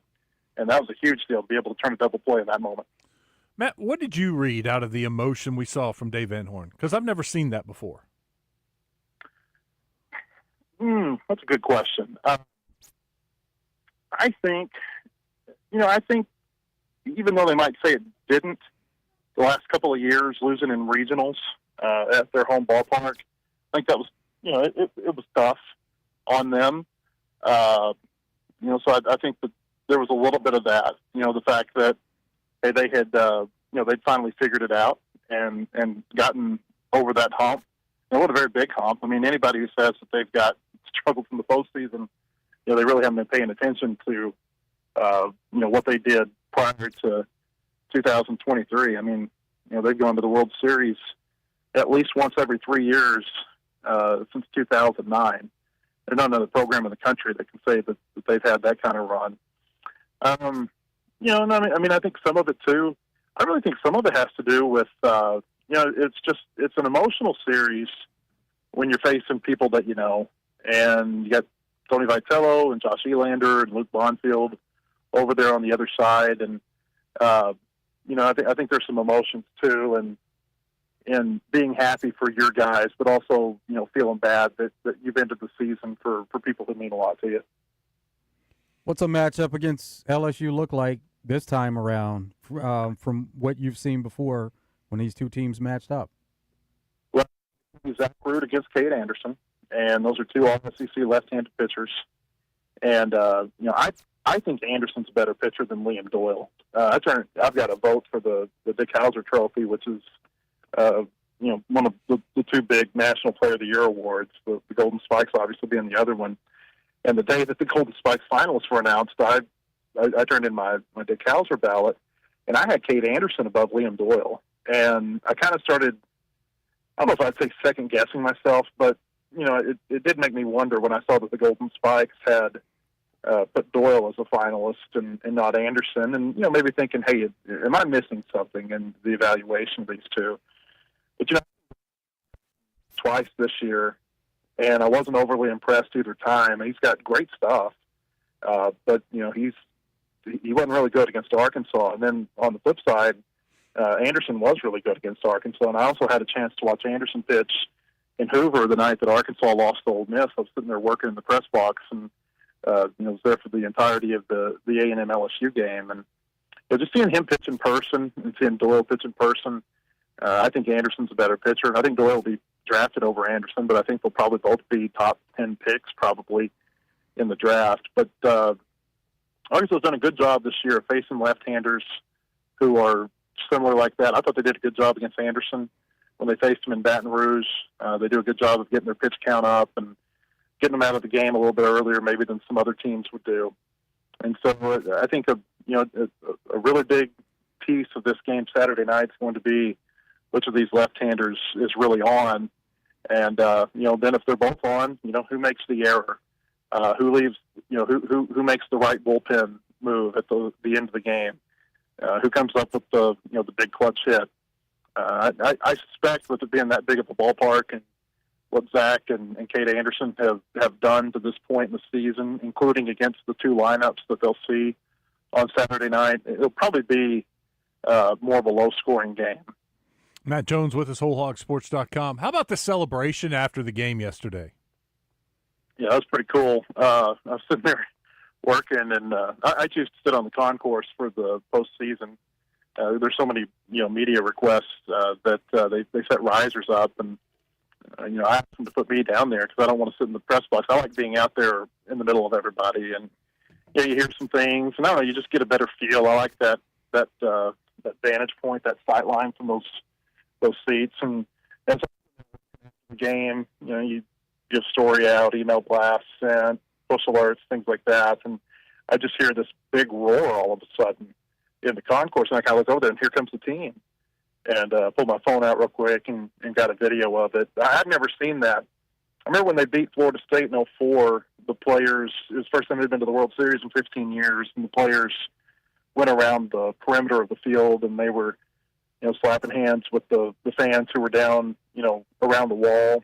And that was a really neat visual, but, this was kind of next level, going up into the stands and celebrating with everybody. And, they went around the entire concourse of the stadium, out into the hog pen, jumped the fence out to Razorback Road, went around 15th Street. You saw Steely. So I feel like I mentioned on your show more than I mentioned on anybody else's show. I don't know if that's because he's a Central Arkansas guy or not.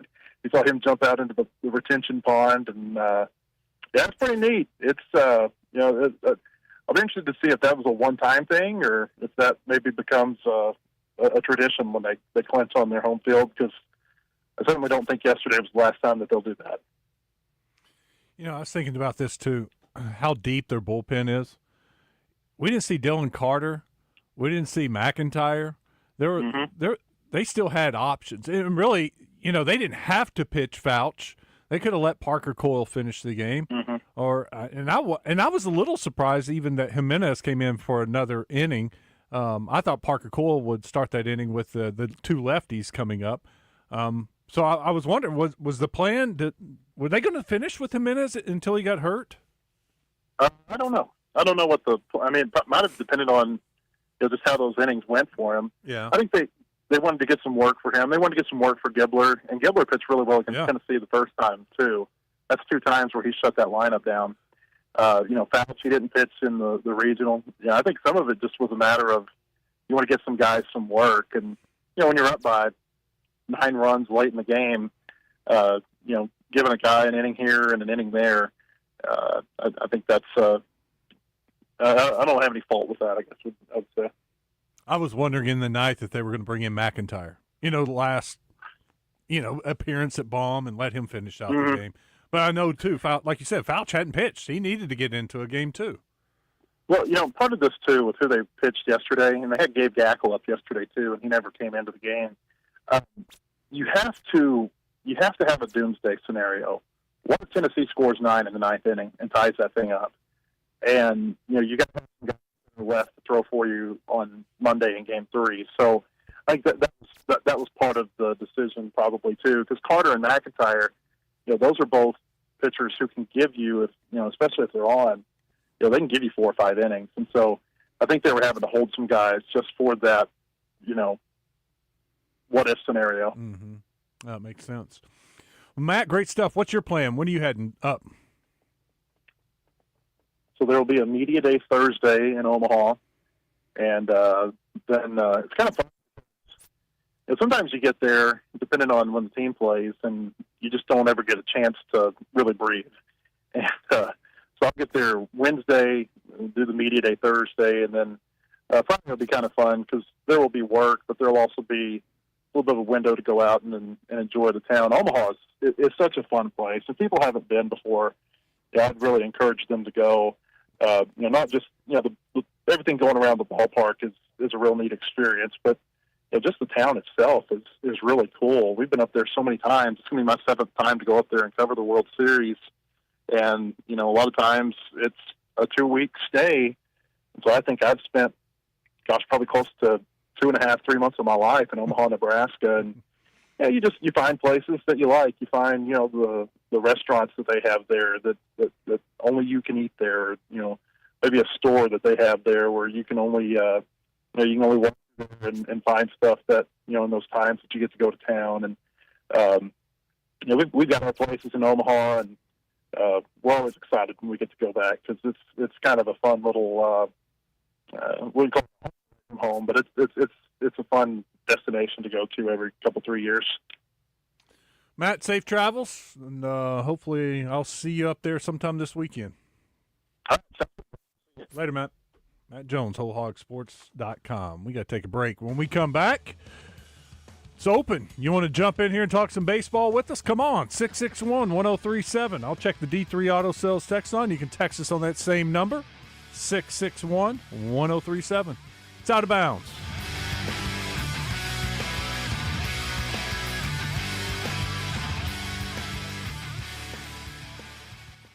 Listen each Friday during Drive Time Sports for the basketball insider in Arkansas. It's Bart Reed, made possible by Martin Orthopedics, with locations in Little Rock, North Little Rock, Cabot, and Hot Springs Village. Staffed with fellowship-trained orthopedic surgeons and sports medicine specialists. For more information on the web, go to martinortho.care.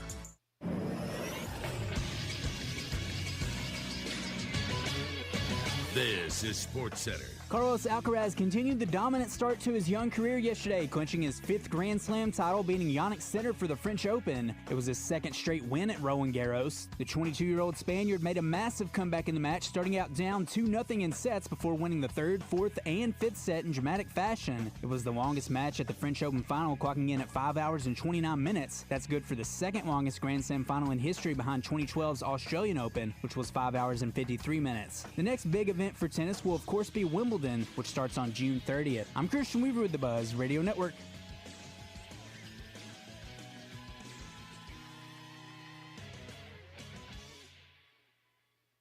Twin Peaks is the best in the game. Here, your favorite drafts are poured at a frosty 29 degrees, and rare barrel-aged whiskeys are served just the way you want them. It's bigger game days and bolder fight nights. I mean, where else can you find a scratch kitchen that always comes in clutch every day from lunch to late night? Only at Twin Peaks, the #1 sports bar. Twin Peaks Scratch Kitchen scores every time. Dig into hand-smashed burgers, chef-inspired flatbreads, and more at your local lodge. When you golf in Missouri, the courses are so close you'll spend more time on the fairway than the freeway. After the back nine, enjoy world-class dining and distilleries, shops and spas, museums, and more. Find your new golf MO at visitmo.com. This is Justin Acree with some exciting news. UAMS Ortho Now is now open at the Orthopedic and Spine Hospital at UAMS Health. If you have an orthopedic injury, sports, work, or anything else, walk in and get the best in orthopedic care. No appointment needed. Ortho Now is open Monday through Friday, 8 a.m. to 8 p.m., and Saturday, 8 a.m. to noon. Conveniently located at the Orthopedic and Spine Hospital at UAMS Health. For more information, call 501-686-TOSH. That's 501-686-8674. Progressive knows RV owners like to travel at a nice, relaxing pace. Just like this commercial. They're not rushing to a departure gate at the airport because they depart from their driveway. And they can relax even more knowing they're protected by Progressive. Now here comes the fast part. Progressive Casualty Insurance Company and Affiliates. The DQ Sauced and Tossed Chicken Strip Baskets have more flavor than your taste buds know what to do with. We start with all white meat, breaded, seasoned, and fried to crunchy perfection. Next, we double down and toss them in honey barbecue or new buffalo sauce.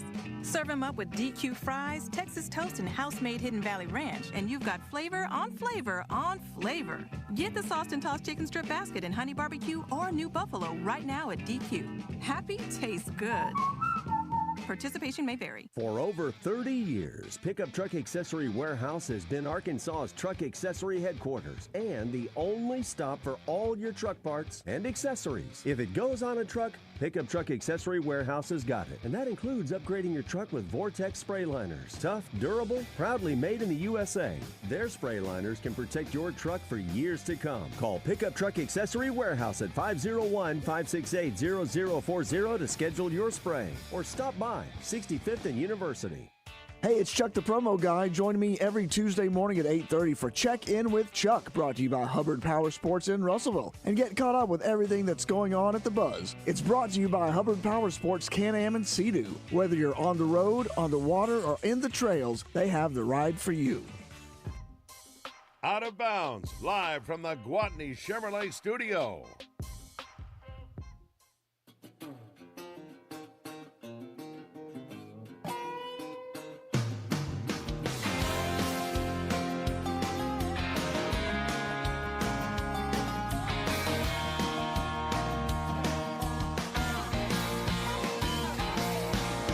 Weekend recap. Brought to you by Fleet Management Services, serving Central Arkansas for over 20 years. They're your small to mid-sized specialist. When you need someone to service your fleet and get your employees back on the road quick, call 501-375-3672.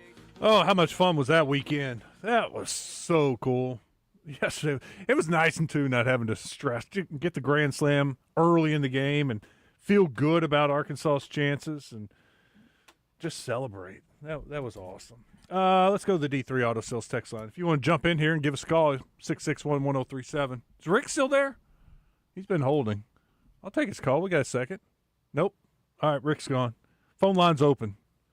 501 writes in, says the big difference in the fan loudness between the box and roller bomb. Huge. Big difference in the fan loudness between the box and bomb. Huge. Which one's louder? I mean, the box, Alex Box Stadium's very loud. When they get their little LSU going, or they start that little clap, it's loud. They intimidated the heck out of West Virginia. By the way, you know, the only team to beat LSU in the postseason is still Little Rock. How about that? 870 says that if the Hogs can pull it off and walk away with the championship, does DVH call it a day and ride off into the sunset? I don't think so. I think he wants to go back-to-back. Got some nice players coming back next year. I don't think he does. Roller is a funeral home. Big difference in the fan loudness between the box and roller bomb. Huge. Roller is a funeral. Oh, I thought it was a voice text or you just mistyped. I'm sorry. I get what you're saying now. Bomb can be loud at times. But there were times where you could tell the fans were a little anxious, and it was kind of quiet in there. West, how clutch was the run Kozel scored on the wild pitch in Saturday's game? Ended up winning by 1. Oh, it was huge. Yeah, it was big. I mean, Coach talked about it several times. He talked about it Saturday. He talked about it again yesterday, about how they teach a runner on third how to take a lead off. And they get specific, like weight on your toes. You take an additional step on the pitch. You're looking for that ball in the dirt, and so that your weight is on your front right foot, and as soon as that ball's in the dirt, you're ready to take off like a sprinter. He said he did all those things that we teach correctly, and that's what enabled him to score. And it's the small things like that paid off. That in a big moment, one-run game, yeah, definitely big. Jamie's in Atkins. Hey, Jamie. Hey, guys, I think the number one key in Omaha, you guys talking about the bigger park, our lefties have been doing a pretty good job of going opposite field. Y'all have heard me talk about this before, about staying up the middle, hitting the ball opposite field, just hit it where it's pitched. Our right-handers are maybe coming around the corner a little bit, and I was think Kohia hit a ball up the middle, a couple balls up the middle here lately. Yep. We have to have that mentality at the plate. Mm-hmm.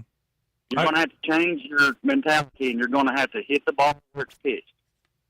And I think if we go up there with that attitude and discipline, I think we'll win it. I think we'll win it all. Jamie, I agree. And I think you saw a couple of times this series Fahiva trying to do too much and trying to kill the ball. And then a couple of times you saw him, when he went to right center field on Saturday, I thought that ball was gone. Tennessee's outfielder made a good play. Right. I think he's see them go, hit that way a little bit more here. I think they've been working on it. They just need to keep after it. But our right-handers are sometimes, I call them suckers. They're suckers for that slider, and we face a good right-hander like the right-hander that LSU has, and they make us look silly. Jamie, too, you golf. Yes, I do. When you get the wind 3 times a week. When you get the wind behind you and you find that you just swing out of your shoes too many times, I think with that wind blowing out to left, that may have messed with the right-handers a little bit too, because they were wanting to hit the ball to left field and ride that wind out. Could be. They're getting a little bit pull happy there. But, guys, I think the pitching goes up there and throw strikes like we've been doing. no walk, no gimmies, and just hit the ball where it's pitched. I think we'll have a good shot at it. I agree. That's all, guys. Thanks, David. Or Jamie. Sorry, saw David and Cersei on the list, and I said David. What's up, David? Hey, brother. How you doing? Great. Good. Well, wasn't it a great weekend? Yeah, it was awesome. Listen, let's just face the facts. For the past month, we have done really well without the Alloy brothers in some games contributing very much at all. That's just how good a hitting team we have. We've seen Bahiva pulling off of the outside pitches, really, really bad. But he's wanting to hit home runs because he is so good at it. But like the previous caller said, these guys in a park this size have got to go with the pitch. And if these young men, those two brothers, hit the ball, there is no way this team can be stopped from winning. I mean, I have that much confidence in them. And, I just pray the Lord's blessings on these boys and the coach. It's just such a wonderful thing to be back. And I really appreciate the coach and everything he's done. I believe we're going to win it, Wes. All right. Thanks a lot. All right, David. I'm feeling good. Got some confidence going into Omaha. And why not? You should. I mean, what's the weakness right now? They're hitting the ball well. Pitching's coming. The bullpen's been great all year. Starting pitching's looking better. Zach Roots had 2 really good starts in a row. Gage wasn't at his best yesterday, but you know what? When you have a bullpen, and that's what we talked about last week, you're going to see a quick trigger, especially after Zach goes, 7 innings in the first game, and then Gackle goes 2. You got a full bullpen. So Gage doesn't have it. All right, give us 3. We'll go bullpen by committee for the other 6 and shut them down. I like where they are. Get past LSU, and you're going to be feeling really good. Wes, is there a designated hotel for the media in Omaha? There is. Acre and I were just talking about it. There's a media hotel, Joe, in Omaha with media rates. $500 a night. Isn't that crazy? Yeah, well, this time of year, they know that people are going to be there, and they pretty much charge what they want. That is crazy, though. But it makes a lot of sense to plan ahead. Now, it's hard to do that based on you don't know if a team is going to get there or not. But if you could get some kind of refund or, like on an Airbnb cancellation rate, that would be the way to go. That's what we're looking into. 501 says, Wes, I'm going to put you in charge of not taking Stam's crappy calls this week. Can you do that? Yes. We're tired of the redundant crappy spews. Thank you. Now, we're on a little bit of a streak. And, I'm a little superstitious when it comes to baseball. We're not going to break that streak. What are the 8 teams in the Men's College World Series bracket, please? Oh, I happen to have a bracket right here. On the other side of the bracket from Arkansas, you got Louisville and Oregon State playing. And then you have Arizona and Coastal Carolina. I would guess those will be the Friday games. They haven't come out yet with the schedule for the championship series in Omaha, or the games in Omaha. On Arkansas side of the bracket, you got UCLA taking on either Murray State or Duke. Murray State and Duke, last teams to punch their ticket. They play tonight at 6. Then it's LSU and Arkansas. You have Arkansas, the 3 seed, LSU, the 6 seed. UCLA's a 15 seed, Oregon State the 8 seed, and Coastal Carolina the 13 seed. So of the 16 seeded teams, only 5 made it. Of course, only 8 could make it. But out of the top 8, Arkansas, LSU, and Oregon State, 3 of the top 8 make it to Omaha. How about that? 3, 6, and 8. Coastal Carolina's a heck of a story, too. I'll be kind of rooting for them. Sunbelt team. Mark's in Little Rock. Hey, Mark. Hey, guys. I know the champagne cheers are going to the Hawk baseball right now, but, man, I tell you what, I watch every major tennis tournament, and that performance by Carlos Alcaraz yesterday, I've never seen anything like it. I could not believe he came back and won. And if you notice on at Roland Garros there in Paris in the stadium, it says victory belongs to the most tenacious. And that's exactly what he did yesterday. He was just would not give up. I mean, I thought after the first two sets, I was like, Sinner is so good, even though Alcaraz is great too. I just thought there's no way, you know. So luckily I taped it, but I gave up on it and then came back, and sure enough, it was the finish of a lifetime. It was incredible. I don't know if you saw it, but it's worth mentioning, man. It was pretty incredible. I'll hang up and see what you guys think. Thanks for the call, Mark. Alcaraz, he seems to be kryptonite for Sinner. Sinner is so good, and he pretty much dominates every other player, and it looked like he had that one wrapped up. But Alcaraz, he's a force whenever they meet in finals. Over 5 hours. It's brutal. Crazy. Yeah, it is brutal when you get in some of those marathon type matches. 501 writes in and says, hey, I heard somewhere that Jimenez might have gotten injured or left the game and seen the trainer or something. Have y'all heard anything about Jimenez's injury or not? Yeah, Coach said after the game it was a cramp, that he's fine. That Jimenez told Coach after the game he was fine. But it wasn't an elbow. And Coach, when he said cramp, he patted to his upper right shoulder. Not so much the shoulder itself, more like the chest, the pec. Something in there cramped up on him. But he's good, apparently. Earl says, Mark the Magician was right Friday. Out the door picks. Just not picked them. Just failed to get the picks in time. They all hit. Win, place, show, exacta, trifecta. All right, cool. I did not bet Friday.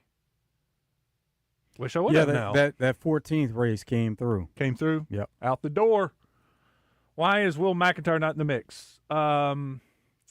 Man, I think that says a lot about the depth of the pitching staff, how good they are. I mean, Gackel's usually the first guy out of the bullpen. Then they went with Gibbler, Jimenez, Parker Coyle, Christian Fouch. You didn't see Dylan Carter. You didn't see Will McIntyre. You didn't see Battle Shees. And I think Matt Jones was on something too. You got to have a doomsday scenario. Even if, it looked like this game's over, what if something crazy happens and Tennessee wins and forces a game 3? Who's left? Well, you'd have had Battle Shees, you'd have had Will, you'd have had Dylan Carter. Gackel could have maybe come back, but that is a great example of how deep this bullpen is. That two quality arms like that did not pitch. Savage says Arkansas played in a Major League Baseball park at the beginning of the season, so they'll be just fine. That's right. I forgot they started the season in Arlington. Look, hitters can hit, right? It doesn't matter how big the ballpark. It may just not be a home run. Maybe a double off the wall. Zach, what's up, Zach? Has any team ever run the table and gone undefeated through the regionals, super regionals, and College World Series? That's a good question. I would probably think so. I don't know off the top of my head. I guess Google could maybe tell me, but Arkansas is halfway there. And somebody else texted in asking if Arkansas was the only undefeated team so far through the regionals and super regionals. They are not. UCLA is 5-0. They went through their region and beat UTSA in 2 games. And Coastal Carolina is 5-0. They went 3-0 in their regional. And then went to Auburn. How about that? Went to Auburn and beat Auburn in 2 games. So is that it? Coastal. Everybody else went 2-1 in their regional. UCLA. LSU got beat by Little Rock. And Arkansas. So it's Arkansas, UCLA, and Coastal. Those are the 3 undefeated teams in the postseason. And Coastal's truly undefeated in the postseason because they went undefeated in their conference tournament. They're on a roll. I'm not sure about UCLA. Do they go undefeated in the Big Ten tournament? But that is a good question, Zach. I need to take a break. I'll hit some more D3 when we come back. We can take a quick phone call when we come back. Stick around. It's Out of Bounds.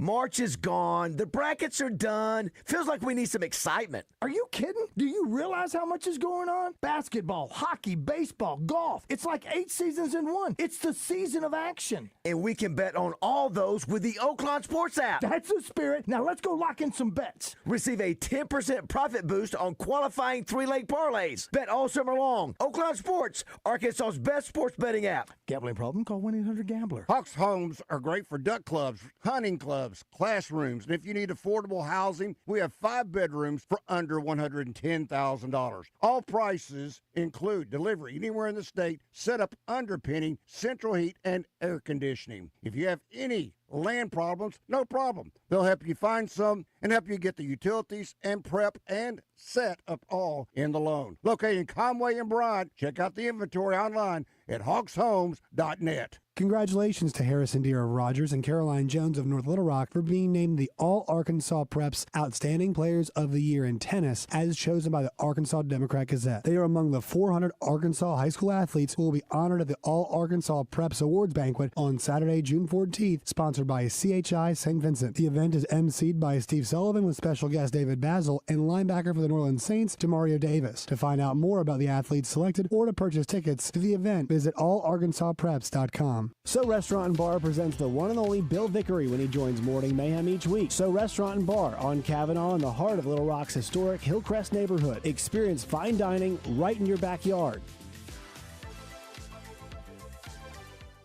Hi folks, it's Chris Zender here at Frank Fletcher Dodge in Sherwood. Last month our Employee Pricing Plus program was a huge success, so we're going to do it again in June. Employee pricing means you pay what we pay, and you get all the rebates. Everybody qualifies for employee pricing. No gimmicks, no hoops to jump through. Only at Fletcher Dodge do we have discounts up to $14,000 off trucks and finance rates as low as 1.9% for 72 months. Come in today and get employee pricing plus 3.9% financing for 72 months on all new Ram trucks. New Jeep Wranglers up to $7,000 off. And the all new Jeep Compass 4-wheel drive for only $379 a month. And that's with no money down. And again, don't worry about your credit. Go to FletcherCredit.com to get pre-approved in minutes. At Fletcher Dodge, you always get the best price, the lowest finance rate, and more for your trade. Shop Fletcher Dodge in Sherwood before you buy anywhere else. Come see us in person at Fletcher Dodge on Warden Road in Sherwood or shop online at FletcherDeals.com.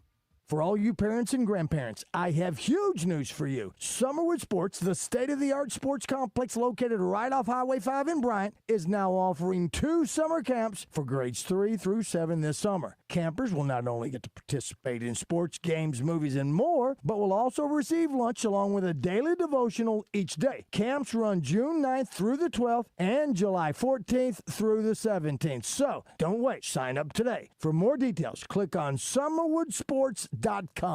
It's Justin Acree for CertaPro Painters, and CertaPro knows how important your home is to you. That's why they're focused on helping you bring fresh color to your home. You can trust CertaPro Painters to get the job done right, even in those hard-to-reach places. Free estimates, reliable communication, professional painting, all at the right price. And each CertaPro Painters business is independently owned and operated. Schedule your free estimate online at CertaPro.com. That's Certa with a C. They're always easy, and they get you a quote right away. When choosing a painting professional, the choice is simple. Choose happy. Choose CertaPro Painters. Join the Zone Wednesday at Bell & Sword in Conway, where they have everything for dad. Maui Jim sunglasses, cufflinks, wallets, colognes, and Arkansas's widest selection of belts, shoes, bags, and accessories. The Zone Wednesday at Bell & Sword. Check them out on Facebook and Instagram. Out of Bounds on 103.7 The Buzz. Live from the Gwatney Chevrolet studio. Gwatney Chevrolet. Driving, trust every mile. Neon Bikini Party is going on at Twin Peaks through tomorrow. And also, Miss Twin Peaks International will be crowned tomorrow. Alicia will take the stage, and it'll be streamed live at Twin Peaks at 7:30. Wednesday starts National Bourbon Week, so you'll get great bourbon deals throughout the week, starting on Wednesday, and then U.S. Open from a sports standpoint. But also, Stanley Cup Final happens again tonight, Game 3. And NBA Finals are going on, so any of the sports you want to watch, you can catch it all at Twin Peaks with plenty of seating inside and out, wall-to-wall TVs to see it all. And it is happy hour from 2 to 7, so get great deals. App starting at $2, lunch combos $7.99, Twin Peaks has daily and weekly food and drink specials, so check them all out. Later happy hour, 10 to close, featuring flatbreads for just $8. It's Twin Peaks. Eats, drinks, scenic views. All right, wrapping up our second hour of Out of Bounds. Let's go to Rick in East Arkansas. What's up, Rick? Hey, man, when Coach Van Horn teared up, it made me cry, too. It really did. And I know I put a lot of money on the Hogs early to win it all, but it's just to see him, it was just a really emotional thing for me, and I hope the Hog fans really appreciate Coach Van Horn. That's all I got to say today. Rick, thank you for the call. Have a great day. Yeah, it was great listening to Kyle Peterson and the crew, Tom Hart. They just showered Coach Love and the program with so much love. It was, after a while, it was just like, man, what a great marketing campaign. And Coach Van Horn said they had a ton of recruits watching, and he thought it was great the way the crowd was and the celebration, and then, of course, topping it off with the win. He said, why wouldn't you want to come play here? But no, it's great to hear the national guys talk about Van Horn so highly, because unfortunately he's got his critics here because he hasn't won the big one. And they realize he is a great coach, just needs one more thing on his resume. Maybe this is it. 5 wins could do it. 5 wins could be big. All right, we got to take a break. Top of the hour. When we come back, we got what's trending, and we'll take some more calls. Check the D3 Auto Sales text line. Final hour next.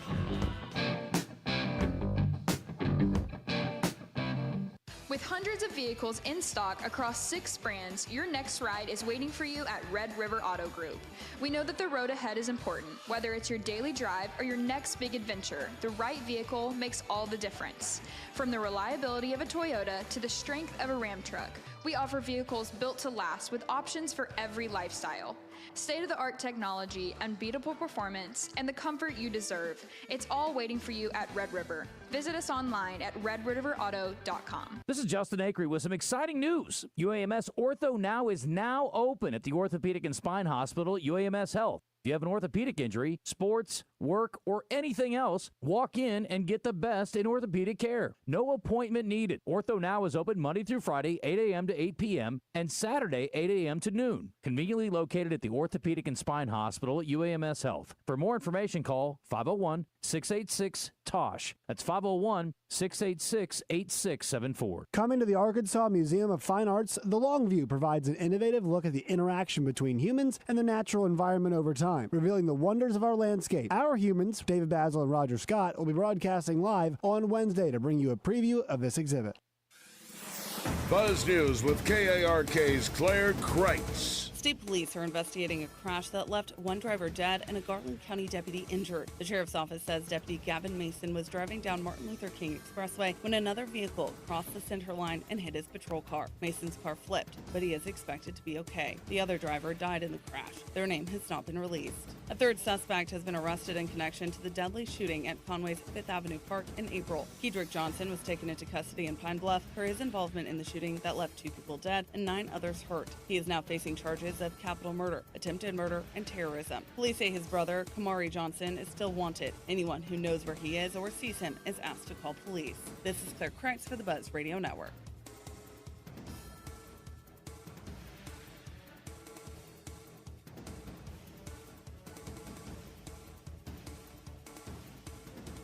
Justin and DJ are bringing the zone back to Lumber One on Colonel Glenn this Thursday. It's time to get to work on those summer projects. Get started at Lumber One with the zone on Thursday. Weather from the Fletcher Weather Center with KARK's Pat Walker. It's going to be a partly cloudy Monday across central Arkansas with a slight chance of a shower. Otherwise, pretty warm, up to 87 degrees. Now, late this afternoon, we'll see the clouds clearing. It'll become mostly sunny. Tonight, mostly clear with a low around 63. And tomorrow, warm, mostly sunny at 88. For the Buzz Radio Network, I'm meteorologist Pat Walker. Fletcher Dodge wants to buy your car. We'll buy any make or model, and we'll pay you more than anyone else. Please, turn your old car into cash at Fletcher Dodge in Sherwood. Hi, I'm Trey Reed from the Arkansas Game and Fish Commission, inviting you to join me every Wednesday morning for the latest news from the great outdoors. It's brought to you by Arts Marine in North Little Rock, now under new ownership, but with the same familiar faces and incredible service you've known for years, plus the area's best selection of boating parts and supplies. For years, Mosquito Joe has been the go-to service for mosquitoes, ticks, and fleas all across Arkansas. Making outside fun again for Arkansans is our passion. But over the past few years, there's been an increasing problem outside. Fire ants. Bingo. They're everywhere now. And if you've ever gotten to a pile of them, and I'm sure you have, you immediately know. Outside is not fun. Yep. That's why Mosquito Joe is now providing fire ant control. Just one more way Mosquito Joe makes outside fun again. Visit arkansas.mosquitojoe.com. Attention Arkansas homeowners. Bath Makeover of Arkansas started with 50, then 30. Now we've reached the final days. Looking for 20 homeowners to participate in our Spring Into Savings event and receive test market pricing on a beautiful new walk-in shower. Bath Makeover is looking to evaluate our exciting new product lines in real bathroom conditions, including our revolutionary new laser-etched shower wall system. That's right, you'll be compensated for your time just to determine if our exquisite product lines are the right fit for your bathroom project. Final days, 20 homeowners who call 1-800-NEW-BATH will receive 50% off installation of a new walk-in shower. Ask about 0% interest financing, senior and military discounts, receive a $200 Visa gift card with purchase, and call 1-800-NEW-BATH now to receive a $25 Amazon gift card with your free in-home estimate.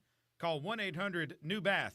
That's 1-800-NEWBATH. Catch us if you can at Southland Casino Hotel and win your share of up to $1.8 million in free play and prizes. Join us for drawings every Saturday in May, June, and July. Each month, over 900 winners will take home free play or drive off in a new car or motorcycle. Be there for all 6 grand finale drawings and try to catch us if you can. Only at Southland Casino Hotel. Must be 21 plus. Play responsibly. For help quitting, call 800-522-4700.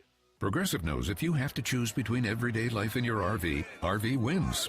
What, are you going to take the RV to the mountains or go pick up your dry cleaning? RV wins! Are we cleaning the gutters or taking the RV camping? RV wins! Are we getting a new passport or cruising up the coast? RV wins! Don't forget, you got that trip to Sweden coming up. Oh, yeah, passport, then RV. With Progressive, you can bundle your RV with your home or auto and save with a discount and spend more time enjoying those savings in your RV. Progressive Casualty Insurance Company affiliates and other insurers. Not available in all states and situations. Lanny went to college and racked up huge debt. A little bit over $100,000. For a degree he couldn't use? Now what? I had a friend that went to my computer career. They even helped him get hired immediately after graduation. One of the things I love about IT is that you can work from anywhere you want. You could become an IT pro in just months, including cybersecurity and the basics of AI with zero experience at mycomputercareer.edu. It worked for me, and I know it can work for you. This is one student's experience. Individual results vary. This Father's Day, help Dad be all he can be with a gift from the Home Depot. Because he's not just Dad, he's the handyman of the house, the plumber in a pinch, and the emergency mechanic. Upgrade his gear this Father's Day with the Husky Mechanics 270-piece tool set from the Home Depot. Now on special buy for $119, a $695 value. For every kind of dad, find the perfect gift this Father's Day at the Home Depot. The playoffs are in full swing, and you can get in on all the action at ESPN Bet Sportsbook. Go from tracking the latest game-changing moments to placing bets in just a few taps. Right now, new customers can get $100 in bonus bets when you make your first $10 wager. Download the ESPN Bet Sportsbook app and sign up with promo code JOEQ. That's JOEQ to get started today. Must be 21 plus. Gambling problem? Call 1-800-GAMBLER. Terms and conditions apply. See app for details. Offer not available in New York. Live from the Gwatney Chevrolet studio, this is Out of Bounds with Westmore and Joe Franklin on 103.7 The Buzz. What's Trending in Sports is brought to you by Arkansas's own West Rock Coffee. Join West Rock Coffee, the Razorbacks, and their 1.5 million farmers around the globe. It's fall, so now it's time for your team to stock up on coffee, tea, and water delivered directly to your business. Contact them at westrockcoffee.com or 833-886-JAVA today.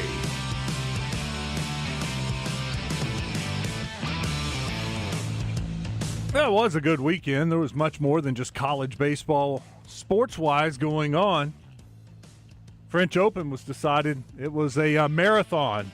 Alcaraz was that close to being done. And here he is. Championship point in a fifth-set tiebreak. Oh, it's over!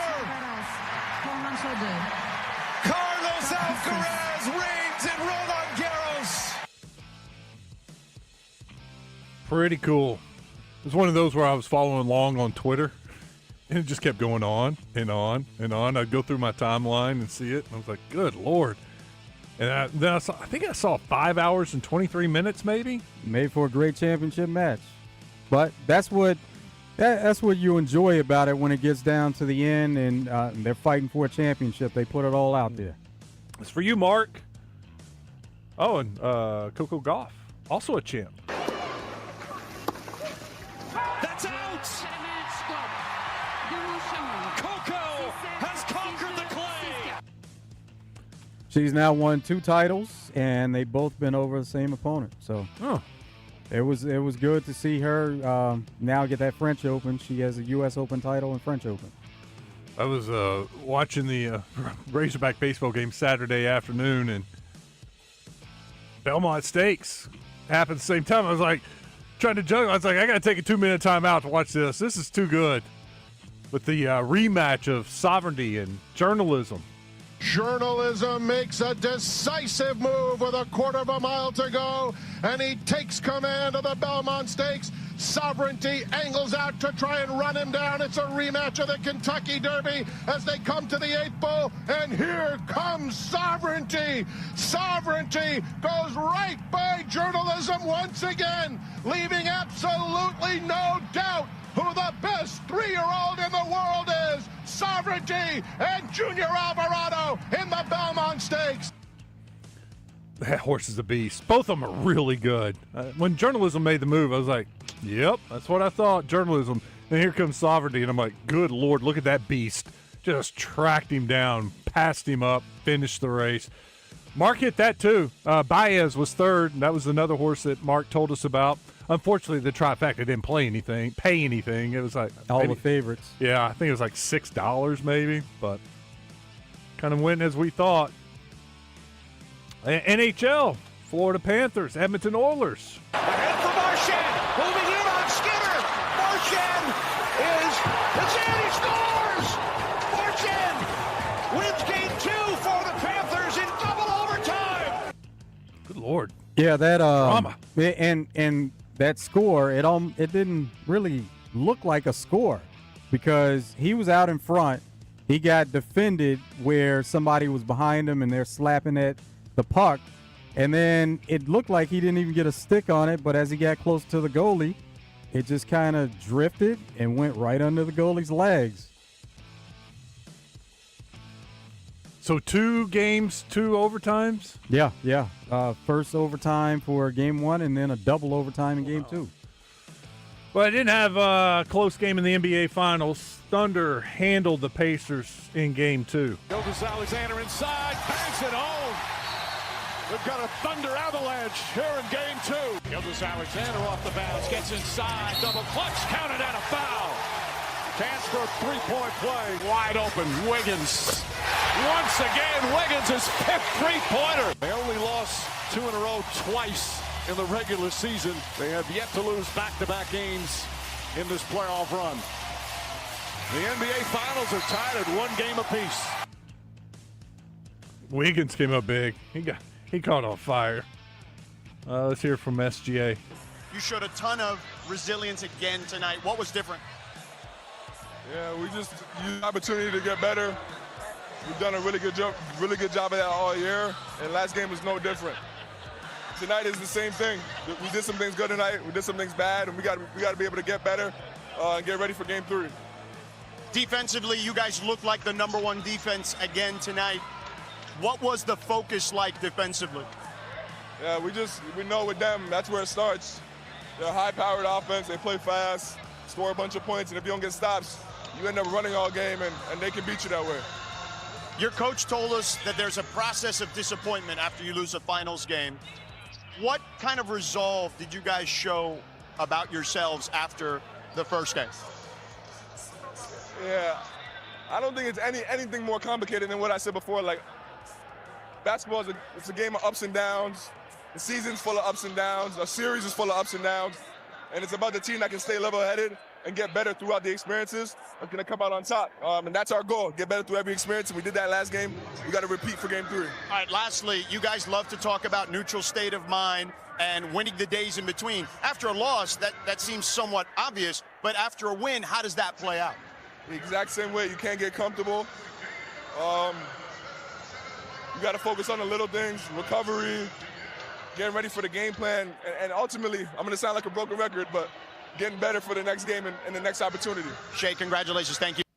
SGA finished with 34 points, 11 of 21 from the floor, 11 of 12 from the free throw line. You also had Jalen Williams with 19 and Chet Holmgren, 15 points. Caruso big off the bench. Wiggins, like we talked about, 18 points, 5 of 8 from the three-point line. Caruso was 4 of 8 from the three-point line. So those two combined, 9 of 16 coming off the bench. That's big for Oklahoma City. Oh, yeah. Isaiah Joe got in, played 6 minutes, had a couple points. Jalen Williams got in his first finals appearance and had his first basket also. Oh, it was a three-pointer. I missed that. It may have been towards the end of the game. Yeah. Yeah, 123-107, so 230 combined points. That one goes over. Brian Edwards, he gave us a parlay for UFC 316 over the weekend. Dead on. Hit it. Really? Marab Dawalish-Willie and Kayla Harrison. Kayla Harrison being a new champion now. And then Nick Chubb is headed to the Texans. Ooh. Okay. Needed a running back. That's good. No, well, they have Joe Mixon. Now you pair the two of them. Yeah. Former AFC North guys. By the way, the NBA Finals off tonight and tomorrow. They're headed to Indiana. They'll play Game 3 Wednesday night. It's Wednesday, Friday, Monday. Wednesday, Friday in Indiana. Take a break and head back to Oklahoma City. So Wednesday, Friday this week.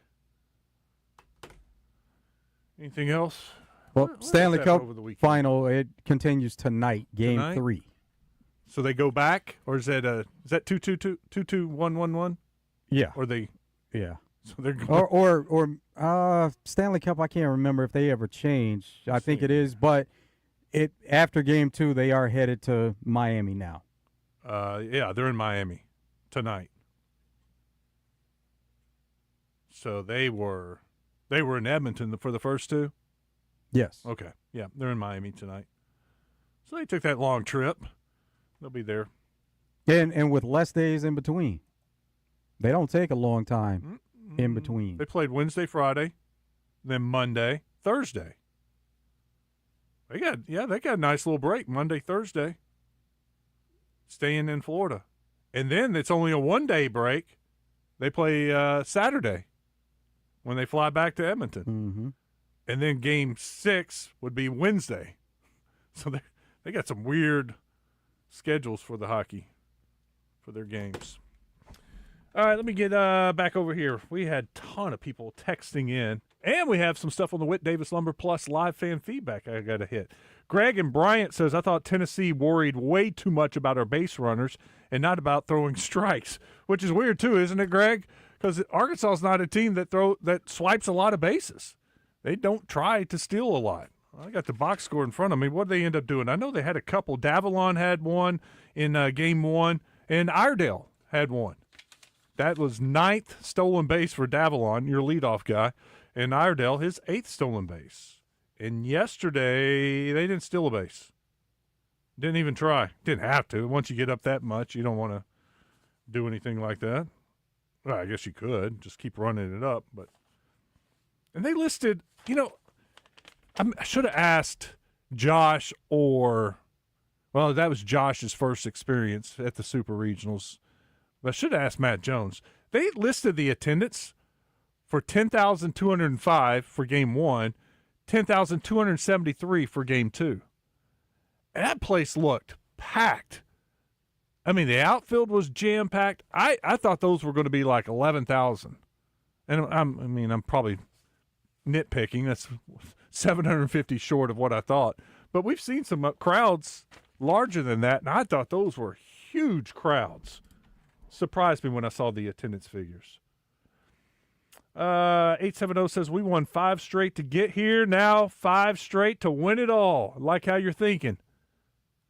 Angry Buckeye has a tip for y'all that are buying tickets for Omaha. He says, pro tip, if you're buying tickets to Omaha, the first base side of the field will be in the shade in the afternoon. The third base side will be in the sun. So if you want some sun, go over there on the left field side, third base side. If you want to sit in the shade, I haven't even looked at Omaha. I told our weather folks up at the TV station, may want to start doing an Omaha forecast because there's going to be people, A, that are going, that are interested, and B, if you're not going, you want to know what the weather's going to be like in case, any rainouts or anything like that. Saturday, 86 the high, low of 66, no rain in the forecast. I'm assuming, hate to assume, but I'm assuming Arkansas will start the 6 o'clock game Saturday. Looks like it's about 85 degrees at first pitch and then falling to about 75 degrees around 10 o'clock. So Saturday looks great.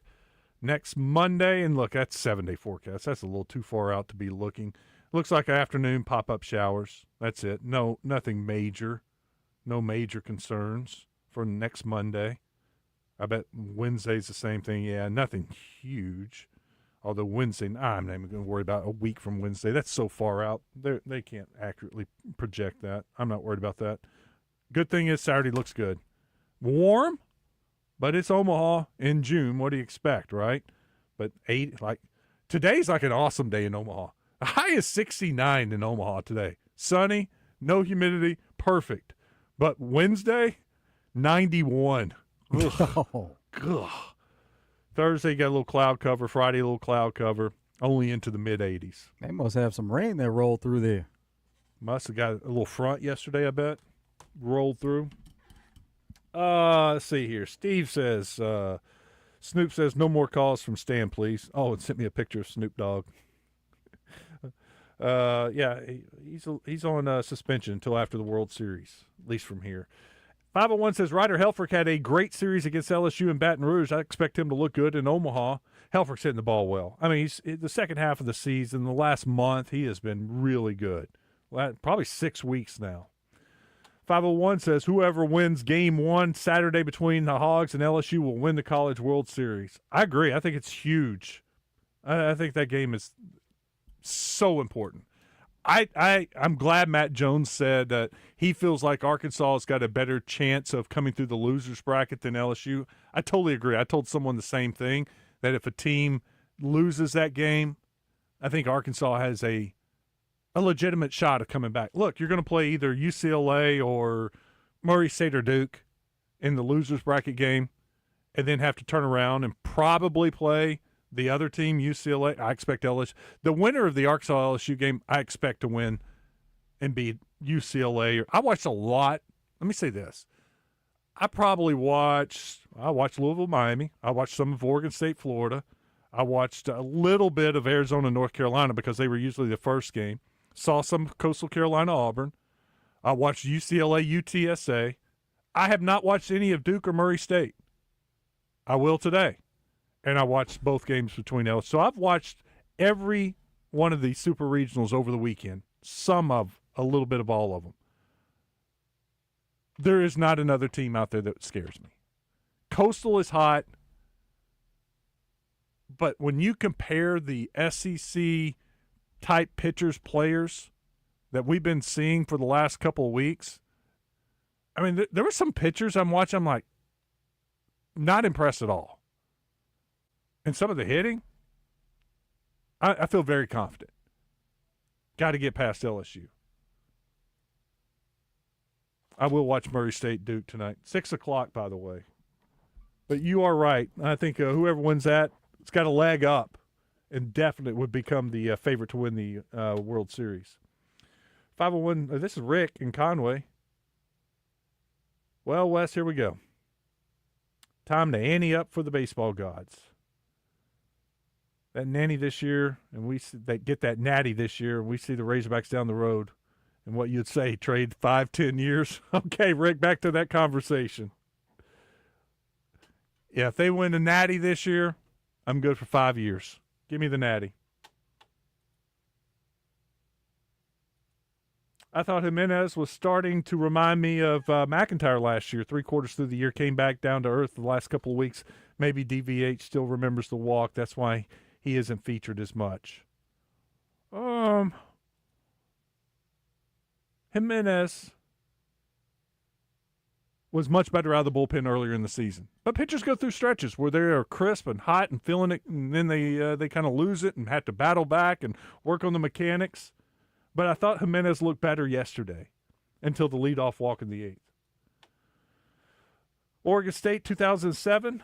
Oh, you're listening. He's listening. Was talking about the team to go undefeated, a perfect 10-0 in the postseason. Maybe. That's impressive. Very. Did y'all see Marab completely manhandle O'Malley again? Yes. Yep. Completely manhandle? He did. He got him to tap out with like seconds left in the round also. 870 writes in and says, guys, I love the fact that the Hogs have won, but I think the baseball gods are taking the games too long. I don't think it's the baseball gods. I think it's Tennessee. And I think it's Vitello's pitching changes and going matchup, lefty for lefty. I mean, there was it was Saturday's game. Well, both games, actually, when you look at it. But Saturday's game, there was a Dylan Loy came in, faced one batter. Braden Krenzel came in, got one batter out. Then Arvidsson came in, pitched an inning in third. He came out, and Tanner Franklin finished it out. So they pitched 5, and I thought that was a lot. Then yesterday, they topped it. They pitched 1, 2, 3, 4, 5, 6, 7 guys yesterday. And 2 of the guys didn't record an out. In a third, Nate Snead only got 1 out, although he did face 5 batters. That takes time. Mound visit, pitcher come in, warm up, here we go. Mound visit, pitcher change, warm up, here we go. I mean, it just adds to it. What were the times? Now, it was game 1 was only 2.5 hours. Yesterday was 3:48. But you know what? It didn't seem like a long 3:48 because Arkansas was winning and comfortably ahead. So I was just kicking back, enjoying it. I enjoyed that 3-hour and 48-minute game. 479 says, great time to be a Razorback. Arkansas defeated the current national champs and will play to defeat the previous national champs. That's a good point, Damon. The Natty will be proof that we are at the pinnacle. That's true. Last year's champ, Tennessee, done. Year before, LSU, get it done. Knock them out. Pain. Okay, I'll get to pain when we come back. It's a good time to take a break. It's a good time to take a call, too. You want to jump in here? 661-1037. We can take some calls in our next segment. Don't let me forget to check the Whit Davis Lumber Plus live fan feedback. There are a couple of comments over there. Talk some more college baseball. Arkansas getting ready to go to Omaha. Dave said Dave Van Horn, Coach Van Horn, said that they'll leave Wednesday. I bet today's a day off for them, surely, right? How many of those guys you think are, though, in the batting cage today?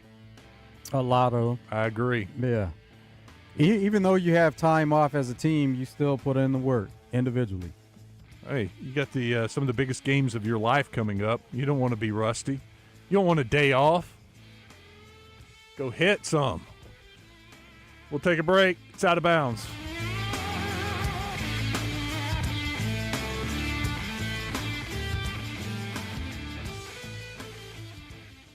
Pickup Truck Accessory Warehouse presents Match Game on Morning Mayhem. Listen for your chance to play their version of the classic TV game show. Brought to you by Pickup Truck Accessory Warehouse, Arkansas's truck accessory headquarters for over 30 years. Call 501-568-0040 today or click online at arkansastruck.com.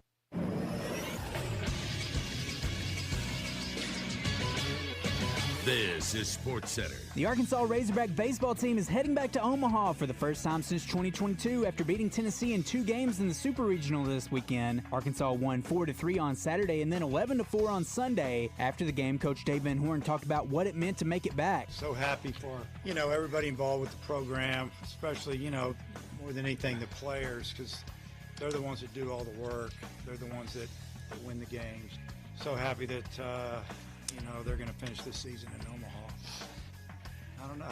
It just means a lot. Arkansas will face LSU in Omaha this weekend. They're the 2 highest-seeded remaining teams left in the field. I'm Christian Weaver with the Buzz Radio Network.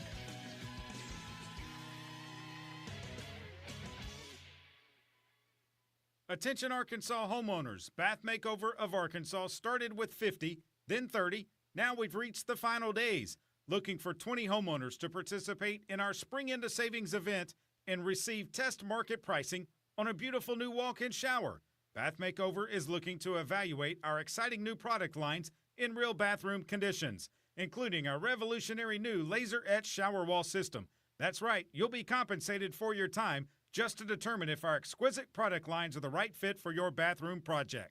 Final days, 20 homeowners who call 1-800-NEW-BATH will receive 50% off installation of a new walk-in shower. Ask about 0% interest financing, senior and military discounts. Receive a $200 Visa gift card with purchase and call 1-800-NEW-BATH now to receive a $25 Amazon gift card with your free in-home estimate.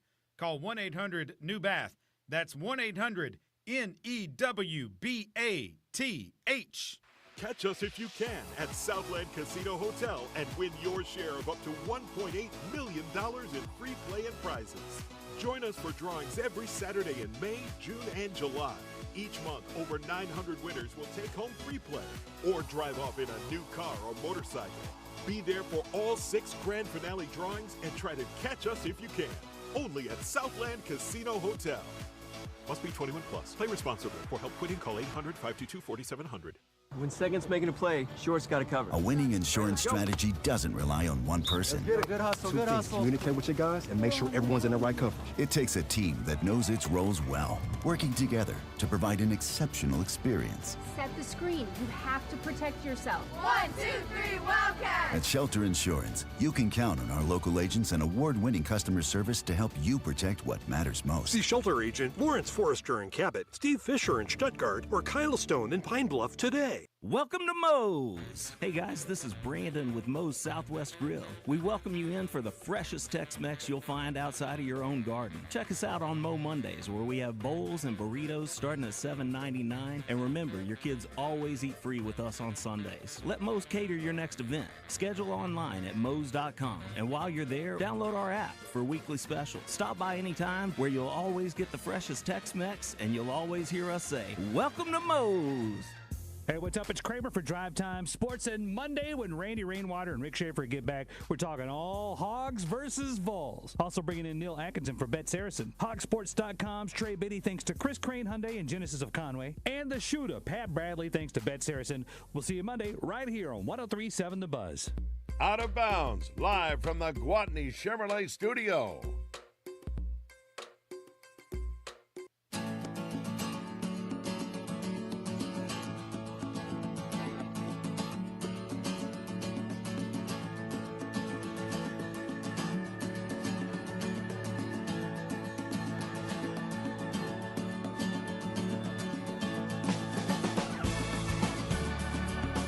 Another great weekend at Gwatney Chevrolet. Cars are flying off the lot. Why not? They always have some great deals. They're taking care of you at Gwatney Chevrolet, paying top dollar for those quality cars and trucks and SUVs that you trade in. Kelly Blue Book doesn't mean anything to them. They're going above Kelly Blue Book. They're going to make sure you're happy with that trade-in. They're going to make sure you're happy when you drive away with the new vehicle. Check out all the inventory at GwatneyChevrolet.com. You can also see all the deals that they have going on right now. Then head up to the James Street exit in Jacksonville and see James Miller and all of our friends at Gwatney Chevrolet. It's a great time to buy a new vehicle. You know they're in a good mood after the Razorbacks won and headed to the College World Series. Heck, making that drive up there, about 8.5 hours from Little Rock. A little closer from Northwest Arkansas, but you know what? Why not head up to Omaha on a new ride? Get that done this week at Gwatney Chevrolet. James Street exit in Jacksonville. Wes Moore, Joe Franklin with you. 30 more minutes of Out of Bounds. Take some phone calls, 661-1037. This segment's open. Come on, call us now, 661-1037. Razor Bud in Cabot's going to start us off. What's up, Razor Bud? Hey, Wes, got an idea for a hunter to do on the lake out there. Get the hog emblem, Razorback, holding the bat on his shoulders, put Cam Tozel's number on it, and make a fountain at it right in front of that lake, clean up the edges, put a little river rock in there. Bam, we got a new recruiting deal. and also, don't never give up on Dylan Carter because he's got unfinished business, and you will see it in Omaha. Razor Bud out. All right, man. Good call. You know, I was thinking you were going somewhere like you see at these golf tournaments, you know, the little floating island with an emblem of something out there, whether the sponsor's emblem logo out there in a pond around 18. I can see that like a razor, you know, a razorback kind of floating out there in the middle of that pond. You don't want it to be too big, you know, to where it's getting in the way of them fishing.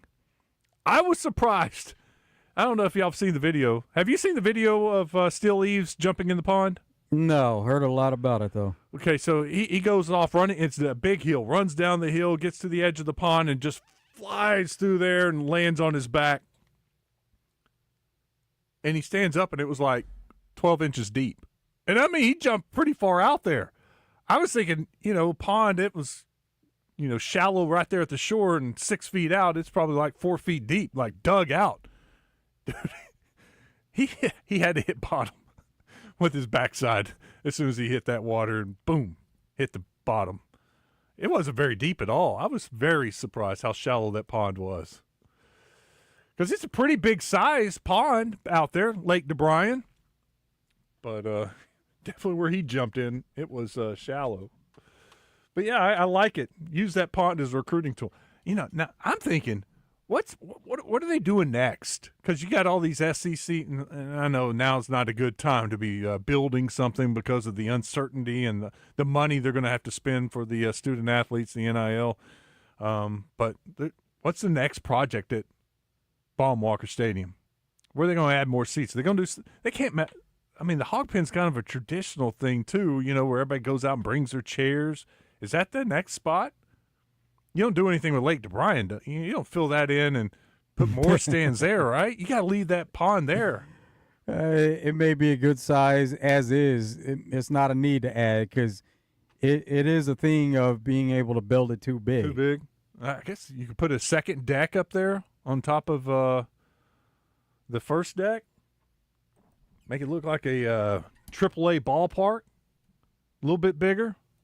I mean, it's pretty freaking nice right now. Now you're possibly taking away quality viewing just from the stands. Everybody has a good view of it, and the higher up you get, you don't really have that good view anymore. So would you really want to sacrifice that? True. Payne says, interesting enough, I played for Ouachita Baptist from 06 to 2010. One of our assistant coaches was Dan Skirka. He admitted to us he didn't know anything about baseball and didn't play in college or high school. Now he's head coach at Murray State. My mind was blown when I saw him on TV the other day. I guess he's learned a lot since 2010. I guess in 15 years, you pick up a lot. I didn't realize that, Payne, that he was at OBU. Wes, are you really not impressed with what Coastal did at Auburn? Yeah, I said I was. Coastal may be the third best team left, honestly. The run that they're on right now, their pitching was dominant, made a couple of uncharacteristic defensive errors in game one, but keep running out of arms and pound the strike zone. They kept running out arms and they were pounding the strike zone. No, I'm impressed with Coastal. Like I said, they're probably the third best team. I like Oregon State too, but they don't scare me. I mean, I think Arkansas is better than them. That's all I was saying. I think Arkansas is the best team with LSU left in this thing. And that's why if you go to Bet Saracen, let me go to Bet Saracen real quick. I was looking at the odds to win the College World Series because I got an email from a national company, and it said that Arkansas had jumped LSU as the favorite to win after the Super Regionals. So I wanted to check Bet Saracen and look at their odds, and sure enough, Arkansas is the favorite on Bet Saracen at plus 210. Did I tell you, Joe, it was 200 earlier? Thought it was plus 210. Okay, but maybe yeah, it stayed at 210. It's plus 210 right now. LSU's plus 250. Coastal Carolina is the third favorite at plus 600. Then it's Oregon State at plus 650. UCLA's plus 1,000. Arizona plus 1,100. Louisville plus 1,500. And then the teams tonight, Duke plus 2,500. Murray State plus 10,000. 10 to win 1,000? Go Racers. Or no, Thoroughbreds. That's your odds for the College World Series on Bet Saracen. Don't have the app. Get it. Had some good stuff. I had some good luck over the weekend. Some guys hit me up on Twitter, asking me what I liked. Yesterday, I was like, he said, you like the over? No, you like the under again? I was like, I really don't. What did it end up? It went over yesterday. 11-4? Yeah, 15 runs. It was under on game one, 4-3. Anyway, I said, I don't like the over-under. I don't like it today. But honestly, I think Arkansas wins. And Arkansas was plus money yesterday. I was like, take Arkansas. Bam, it hits. Then another guy hit me up for a 3-leg parlay. And I said, my favorite plays for today, Arkansas, LSU, and UCLA. 3-team parlay. It was like plus 360. That hit. And one of our other guys hit us up on Saturday, and I gave him a 4-leg parlay, and 3 of the 4 hit. Of course, that's always the story.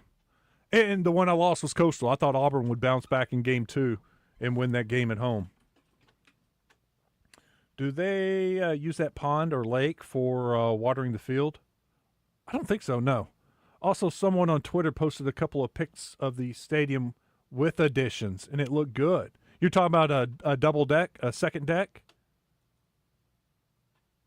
Payne in Hot Springs. He sent me a ticket, a winning ticket. Nice winning ticket. Moneyline Arkansas, Moneyline UCLA, run line LSU, minus 3.5. Total runs over Florida State, Oregon State. Man, all those were big wins for you. Easy wins, too. That was plus 1,100. Big time win. Good job. Hit another one with just a two-leg parlay. Run line LSU minus 3.5 and run line Arkansas minus 1.5. Took a little chance there. I like that. That was a good day for you, Payne. Great job. Whit Davis Lumber Plus, live fan feedback. BL, are you going to preview the shootout of the South this week? If so, when? So I can listen. Yeah, we'll try to do that.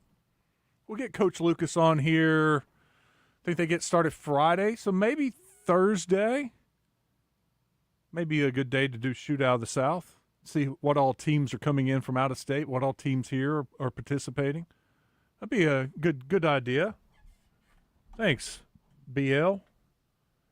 Feral Hog says Tony Vitello is either liked or disliked by Hog fans. True that.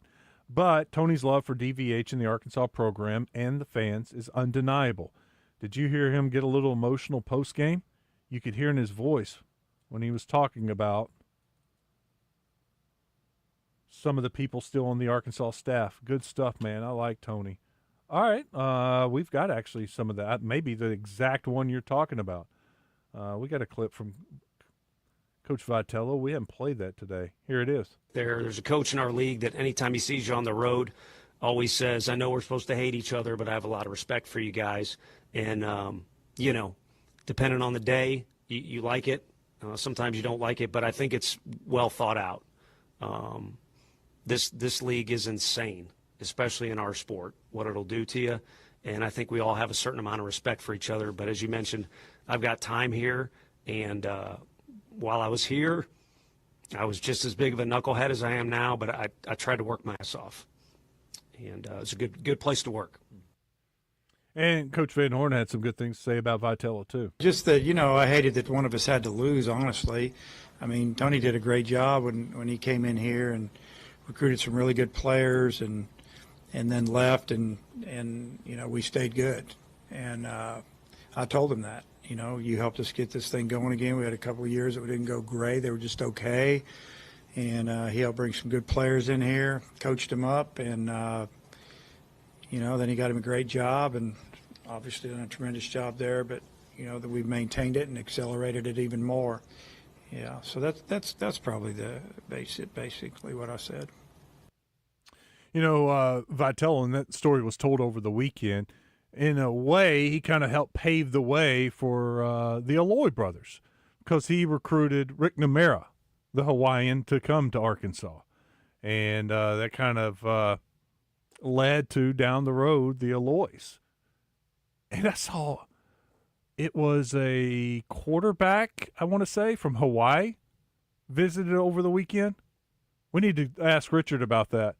But, you don't think about that, but it could pave the way for other Hawaiians to come to Arkansas because of the success that the Alloys are having. And, you know how it is when a kid from your state, in this case, your island, is having success and people back home are following, you start rooting for that team. And you have that kind of connection, and you may have a football player over there that's kind of started to like the Razorbacks because of the Alloy brothers and all the success that they're having, and that's just going to grow with all the games in Omaha. The deeper they run, the more exposure they get, and the more love Hawaii gets in Arkansas, and that connection may pay off down the road somewhere else for another sport. You got to think that pipeline is opening up for other Hawaiians to come to play for the Razorbacks after what Alloy's doing. We were talking about the fan support, and Coach Van Horn went on and on about it, how that's going to help recruiting. The players, this is Maxwell talking about celebrating with the fans after the game. I think Barr told us to take a lap on the field, and V kind of just took the trophy and just went straight up the stairs. So I think he led it, but we were just going to go on the field, and he kind of led up the stairs. So much fun. That was so cool. Kojal was also talking about it. We just kept running. I was losing energy, but we just kept going. You're still. And someone threw a fish stuffed animal, and guys spilled a little beer on us. It was awesome. We went out to the hog pen, and everyone had their shirts off. It was awesome. That was so good. And then Steel Leaves jumped in the freaking pond. It was so cool. Kojal's a character. I mean, he shouted one time, like one of his teammates, I can't remember which one was speaking. He just shouted at the top of his lungs, "We're going to Omaha," in the middle of the press conference, just out of the blue. You're like, well, he's happy to be going home. Oh, that guy's a nut. He is so much fun. Let's hear from Davalon. He is talking about their lineup. There's several of the players that we're talking about just how deep this team is. I mean, he's a great coach. I don't know. I don't want to discredit him or whatever, but okay, set it up. The question was, you were walked intentionally for Vahiva Alloy, the SEC Player of the Year. Did that surprise you? I mean, he's a great coach. I don't know. I don't want to discredit him or whatever, but I don't think it was ever a good decision to walk me, I guess, to get to probably the front runner for Golden Spikes Award. So, but that was, I mean, the pitcher got him to 2 strikes, and then I think he just backed up a slide. I hit him, but yeah, that's what's so good about this lineup. I mean, you make a couple mistakes, and then that was then, and Maxwell went grand slam, I'm pretty sure. Yeah, here's DVH on that lineup. It takes a little time, a lot of times, and especially the last 5 games. I mean, that's what we've done. We've gotten pitchers' pitch counts up big time, and gotten just enough hits. I mean, we didn't have a great day today. We had a good lead because of we worked some walks, and we got a fly ball that blew out of the park and got some separation. But even on a day where we're not hitting line drives all over the field, we still have a chance to score. I was just looking. They had 10 hits in both games.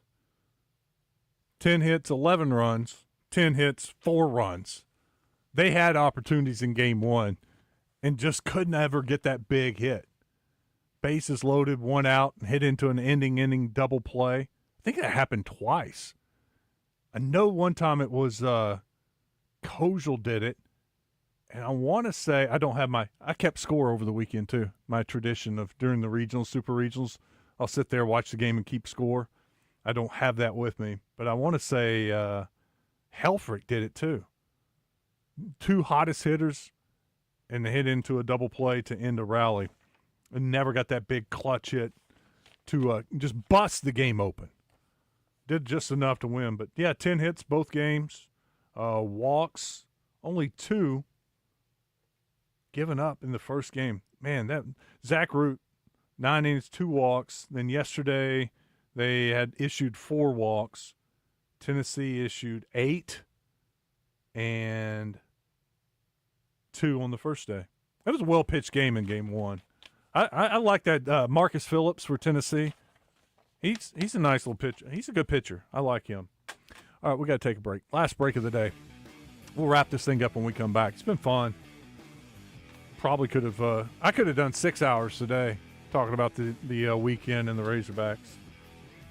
But I'm sure that's what's about to happen with Drive Time Sports. Be plenty more to talk about with the Razorbacks. Final break. Stick around. It's Out of Bounds.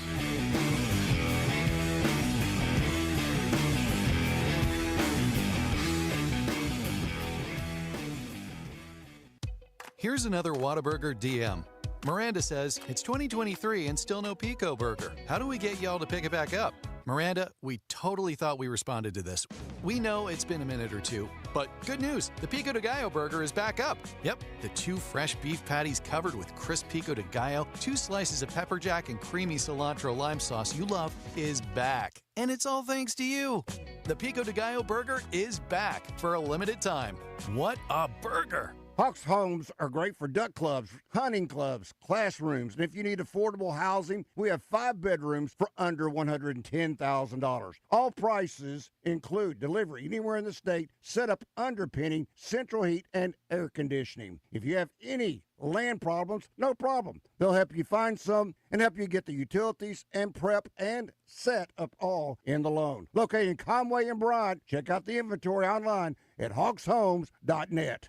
Through the end of the month, shop the Hustler Turf Power Plus Performance Sales Event and save on select DeWalt products. Save up to $600 on a Hustler Fast Track Series mower or up to $350 with the purchase of a Hustler Raptor Series on select DeWalt products. Both the Fast Track and Raptor mowers boast all the features Hustler is known for, like their trademark smooth track steering, integrated parking brake, and heavy-duty fabricated steel decks and one-piece tubular frames. Stop in today at Cabot Outdoors or CabotOutdoors.com.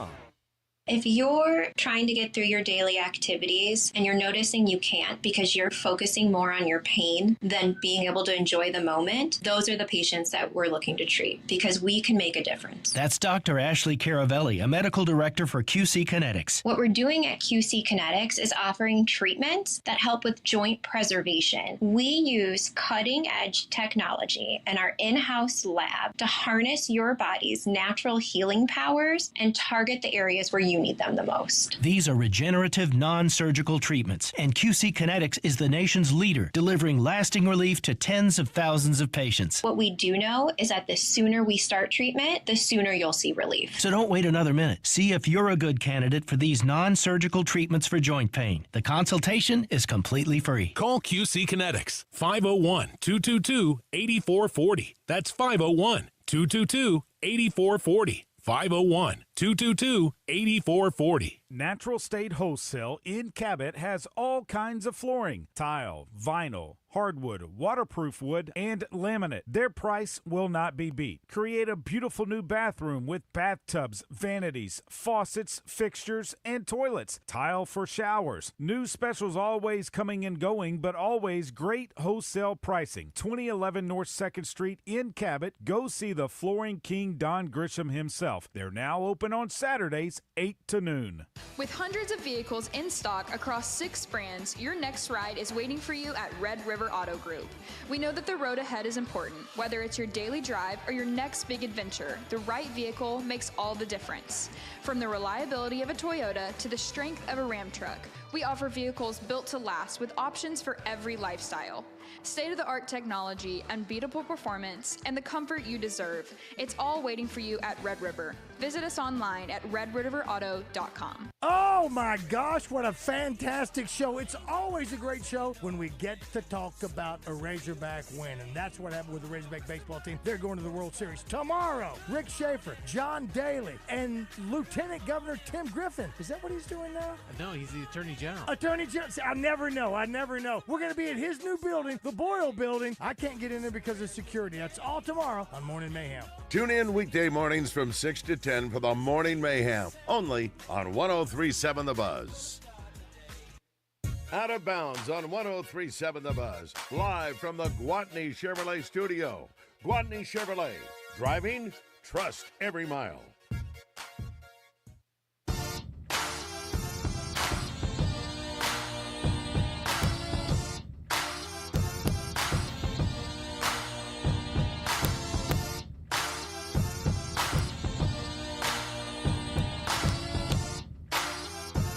Welcome back. Final segment, Out of Bounds. Just think about this. What a good game tonight. Sneaky good game. Murray State, Duke, is who I'm talking about. You know, Murray State went to Ole Miss and beat the Rebels and pounded the Rebels in that winner-take-all Game 7. Somebody hit me up on Twitter and said that they had 19 hits. You know, Ole Miss has a good crowd. It's a great environment. It says a lot about Murray State to go in there and to, in a winner-take-all Game 7 and to beat Ole Miss. Well, yesterday they had 19 runs. And Duke went 3-0 last weekend at the Georgia Regional. So they had to knock off the Bulldogs. So that's, you know what? It's a good game tonight. I looked it up on the app on Bet Saracen. Duke's 2.5-run favorite. I would not be surprised if Murray State won the game tonight. The way they can hit, the runs that they score, over under tonight, 16.5. That's a ton of runs.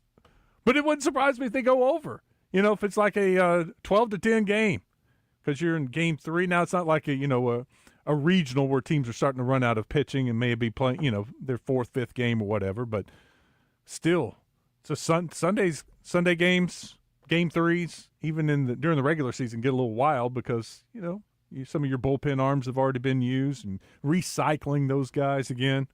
You playing the over? No. I would. You know what I would do? I would take moneyline Murray State plus 210. I mean, definitely plus the 2.5 runs.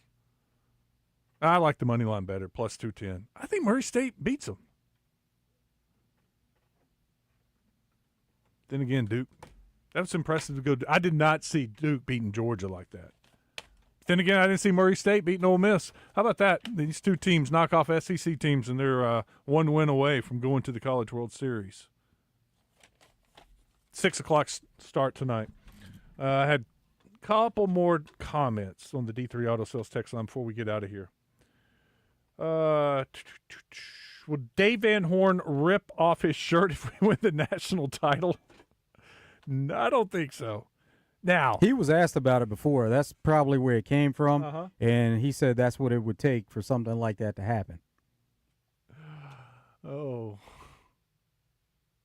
I could see the players trying. Did you see him dump the Gatorade on him yesterday? Mm-hmm. That was good. That was McIntyre. He was part of that celebration. Got him good. 501 says, y'all got the back end of the Tony V clip. It was longer than that. The best part was the first half of it. Yeah, I listened to the entire press conference last night, and I was thinking the same thing. We clipped the back end of it. But that's a good point. It was. It's worth a listen.